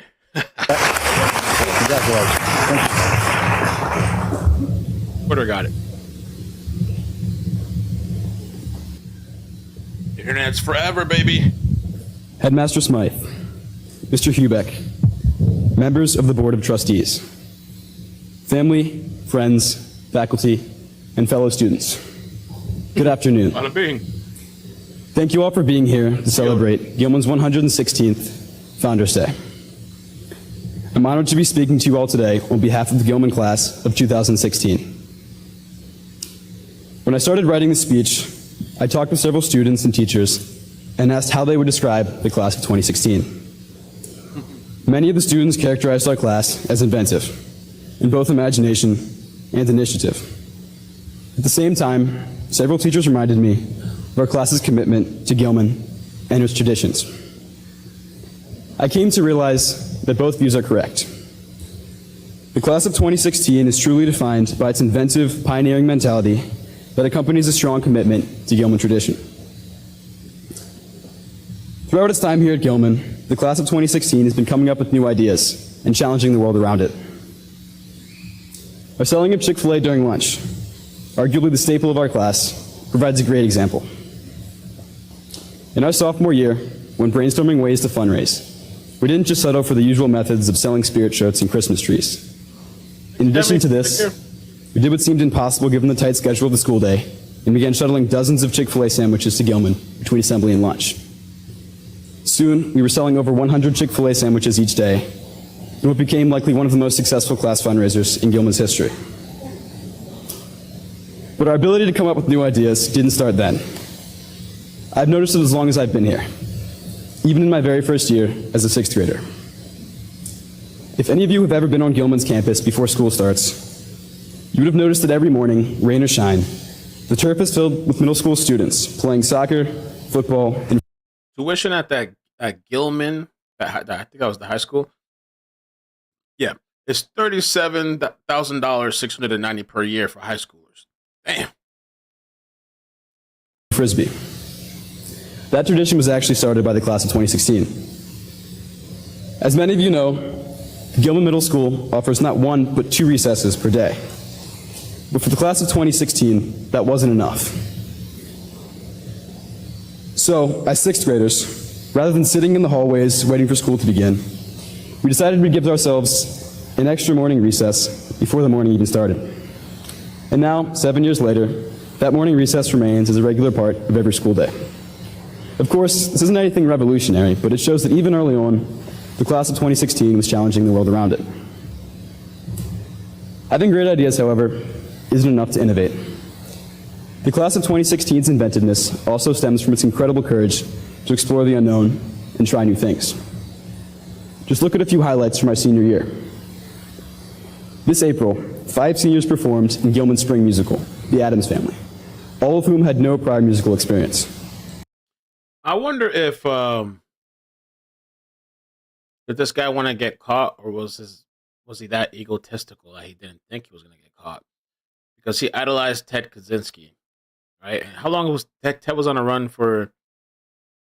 What is that? 2 decades? Let's see, Ted Kaczynski. How long? 17 years. Where was he hiding? Arrested in a remote cabin. So I saw somebody kind of point out in this comments section, which is kind of true. It's interesting that he should have avoided. This guy went to different public places and just showing up, Starbucks, right, calling people all over the camera, riding the bus, getting out, keeping all the weapons on you, riding the what? 3 seniors, Jeremy Booth, Gus Meny, and Jake Goodwin. That's true too, though, Demo. Ted's time was different from our time, right? So maybe in this time, Ted wouldn't have survived or hid that long. He was on the run for 17 years, from 1978 to 1996. True that. It's a different. Blended lead roles, while Tommy Morey and Chris Wolf helped put on the show that I doubt any of us will forget. How about this winter when Kevin Wang delivered his senior speech? As Kevin moved to America and joined our class in 9th grade, English isn't his first language. But that didn't stop him from delivering a both hilarious and thought-provoking speech about his transition to the United States. How about Ray Saunders leading Gilman's first-year cybersecurity team? Even competing against hundreds of veteran teams, the Gilman squad managed to advance to the state and then regional championships. All of these endeavors took a huge amount of courage. They demonstrate that the class of 2016 truly has the fearlessness to explore new things and the obvious ability to excel. But as inventive as the class of 2016 is, our class was able to explore the new while also preserving the old. Just look back at the most significant and magical night of our senior year, the 100th annual Gilman-McDonough football game. After hundreds of hours of preparation, our seniors led the Gilman team to victory. Competing in the second oldest football rivalry in the state of Maryland, however, they represented not just this year's team, but Gilman as an institution and all the alumni that preceded them. So the class of 2016 not only explored new frontiers, but also maintained Gilman's most important traditions. I think this combination of preservation and exploration is what Gilman is all about. Gilman maintains its classic core values by cultivating mind, body, and spirit in its students, but also champions an environment of acceptance and diversity, while excelling in its technological endeavors. This fusion is such a strong part of Gilman, it's even evident in its physical geography. Just look to the construction outside Gilman, or outside. Gilman is actively rebuilding itself, but its brand new fields sit next to classic buildings like Cary Hall. Further, these new constructions, for example, Sotier Stadium, bear with them Gilman's rich history in their names. So it's no surprise that the class of 2016 picked up this ability to explore both new and old. And it's no surprise they were able to achieve all they did this year, these last few years as well. But it wasn't just Gilman as an institution that shaped our experience here. The people in our lives, especially our parents and teachers, had such huge roles as well. The parents here today, first off, sending us to Gilman was far from a small financial investment. I'd like to personally thank each of you for sending your sons here, as I can't imagine the class of 2016 without any one of these men on stage. Further, thank you for all the time and love you've put into our lives. You've instilled values in us, fed and clothed us, and simply been there for us every step of the way. I'd also like to thank every Gilman teacher and faculty member here today throughout all three divisions of the school. While the events and accomplishments I've mentioned in the speech were meant to highlight the imagination and courage of the class of 2016, these occurrences also drew heavily from your efforts. Okay, there's not really much here. As it is for us. As I conclude my speech, Biggest thing to me so far was that review. Oh my God, that was crazy. Twitter's going crazy. I meant to post this earlier. I'm so glad that this dude posted it. Did he post a meme? There was a meme that somebody was posting, and he was like, "Damn, these McDonald's people, he's doing everything." They're saying like Trump captured him, reported him from PA when he was. So I was like, "Why is Trump in the pic?" He was in PA, I think. He did the McDonald's drive-through thing. Wow, the internet is on fire. On fire. Okay, on fire. He believes that this protesting stuff is only so long you can do it until you got to do something else, take matters into your own hands. And he did it. He did it. Damn. Let me check what other updates they got. Let's see what else. There's a lot of stuff popping up and happening. So they're saying, and thank you for tagging me. They're saying it's breaking. UnitedHealthcare suspect Luigi was arrested peacefully. What happened, man? I thought you said you can't do peaceful. But he is not talking or speaking with investigators. So he's keeping quiet. I'm not saying nothing. Am I right? I'm not saying anything. All right, let's see what else.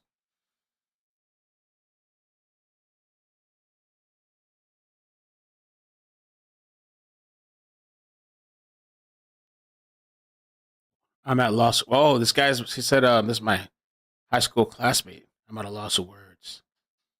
Maybe I should do that.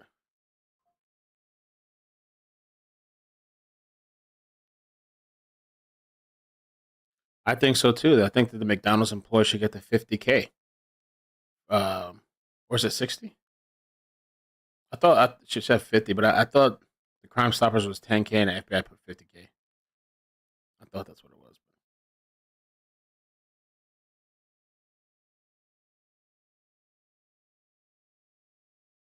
Ricky Kleeman as well. We'll have more.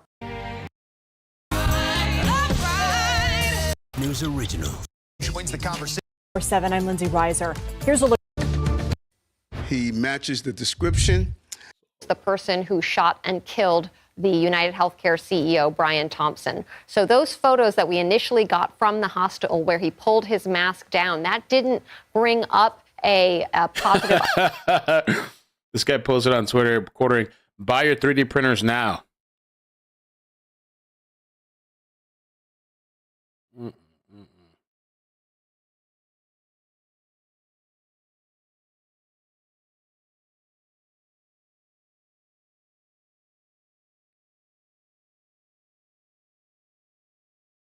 Wow. Mamma mia.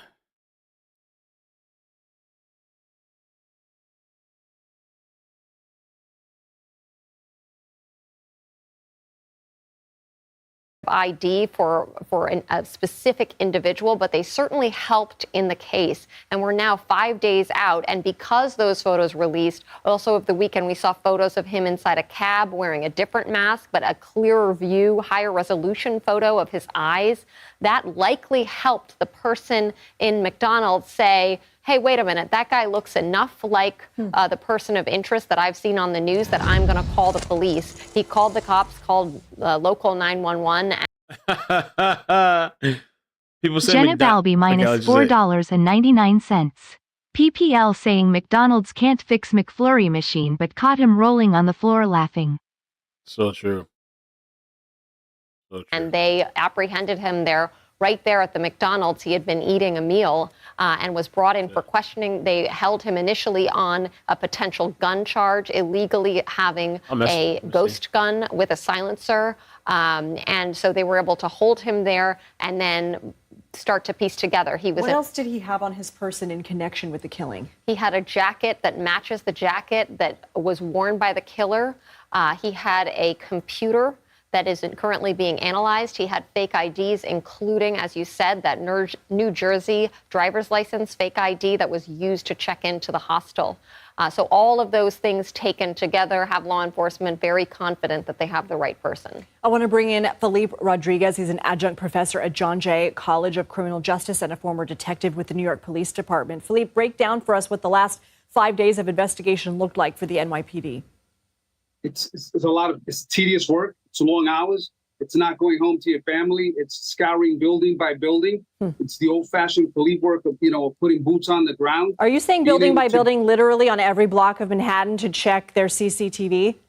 You have to. Wow. It's all forensic digital evidence that we're trying to get. You don't know if he took a right, he took a left in one block, and it's difficult work. You have to end up getting all this together because you know what? That's what makes the case. That's what puts all the pieces of the puzzle in there and completes it. What happens now? Can you elaborate on what Anna was talking about in terms of how somebody goes from a person of interest to a suspect? We need that concise probable cause. At this time, what do we have? When we have them at a hostel, we have them dressed in that particular manner. How do we tie this individual in? Guess what? Forensic and DNA at this point. We're going to have to try to, they're going to go get a search warrant, get some DNA from the inside of his mouth, right? Correct. And then we're going to submit that and see if we actually get a hit. And then we'll be able to tie in the book bag. But think about this. We still have, pieces of evidence that are missing. We would really like to get that firearm. We're getting conflicting statements that he had a ghost gun on him at the time, not the actual gun that was used in the homicide. So there's still quite a few pieces we need to get in there. Felipe Rodriguez, we appreciate you. Thank you. I want to bring in Jessica Levinson to give us her analysis. She's a CBS News legal contributor and a professor at Loyola Law School. Jessica, big news here. So glad we have you. From a legal standpoint, what happens now that a person of interest has been arrested and identified? Investigation and interrogation. So there's a lot of evidence, as you've been talking about all morning, to link him to these crimes. And what's going to happen is arrest, booking, and talking to him, right? They will put him in an area the police will talk to him and they will decide whether or not there's enough here to move forward with charges. And In relation to the killing, when should we expect to see him extradited to New York? This could all happen very quickly. And I wish I could say to you, I know it's going to be this afternoon or tomorrow morning, but I think the answer is we don't know, but The end of the life. Okay, I think we did pretty good today. Let me see what lawmakers question Trump's pick. I am going to come back later, though, for sure. I'm sure I'll have something else to come back later for. Let me see if there's anything else. Luigi is cousins with Nino. Okay. Damn, bruh. Lot. I think we probably will come back later. I will actually have 2 notifications later because I didn't have any until like 7 p.m. Hey, there's a lot of people, man. We got 5,000, or we had 5,000. I don't know. What was the highest we had today? I don't know. We have 5,000. Yeah, we have over 5,000. I think we had almost 6,000 at one point. Everybody's going to have different thoughts and opinions. But I think that's it for now. What a crazy day. I'm really going to be curious to see what happens with the trial. You know, I'm pretty sure it's going to go to trial. And, I mean, unless he pleads guilty, but pretty sure it's going to go to trial. And I'm curious about the manifesto. But I think that Amazon review kind of puts you a little bit into the mind of what this guy was thinking and feeling. And I want to know if it's true, too, that he have a sick family member. Is that part of it? And why keep his weapons? JB said maybe he had other targets, even though they said there was nothing on him that indicated that. Maybe he wanted to hurt somebody else. Or maybe he wanted to keep it as a trophy.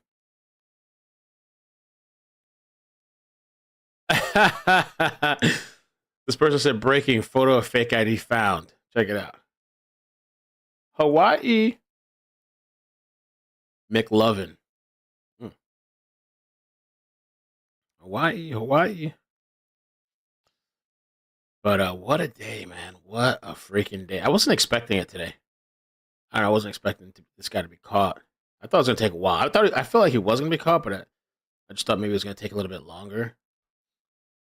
But maybe he wanted to get caught. Or maybe he's just so egotistical and got so cocky and comfortable. You know, and thought maybe everybody's still searching in New York or Atlanta for him. Yeah, I know. The real picture is in the thumbnail. The real ID. The real fake ID. The real fake ID. Ooh. Oh, that's what somebody else was. So I noticed on Facebook, there were some people that were looking at his picture and they're saying, ooh, they're going to like him in prison. Oh, they're going to like his ass. The inmates will love him. Somebody else was saying, if he's convicted, he'll be very popular in prison. And they were saying this to this picture. They were like, ooh, yes.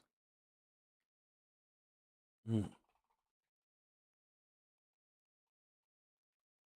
guys ever heard of Fleece? I don't even think I can play the video, really. But when lockup... You won't let them have a woman. They gonna have each of somebody's gonna have to give us some booty. And it's just that simple.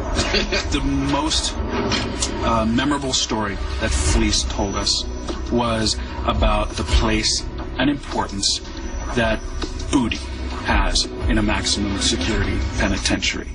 And he went on about it and on about it. In his prison, booty was more important than food. Booty, a man's butt. It was more important. I'm serious. It was more booty, having some booty was more important than drinking water, man. I like booty. Johnson went on to... And I'll leave it at that because the story gets really, really graphic. That's a real person. He was locked up. He's out now, though. He is out. And he's done a couple of podcasts. This is what he looks like now. He's aged. But he was literally talking about all the things that was going down there in prison. Fleece Johnson. So I don't know. I don't know how he's going to handle, but he probably will have a lot of support. That's what I said. I wonder about the trial because all it takes is one or two or a few jurors to sympathize with him. Oh, it's going to be a deadlock. All it takes is one person. Booty. Oh, really, Dennis? Oh. Well, I guess for now, let me just do another final check. Then we could take a little break and come back later and see what else develops.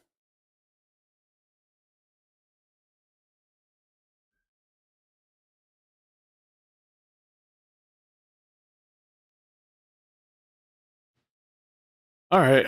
Well, I'm going to jump off for now then. Thank you guys so much for today. I appreciate it, man. If you guys hit the like button, subscribe, and we'll see what else comes later. He does have a lot of support. It's probably comfortable. Booty. Make sure you check out Data. Oh, let me do something real quick before.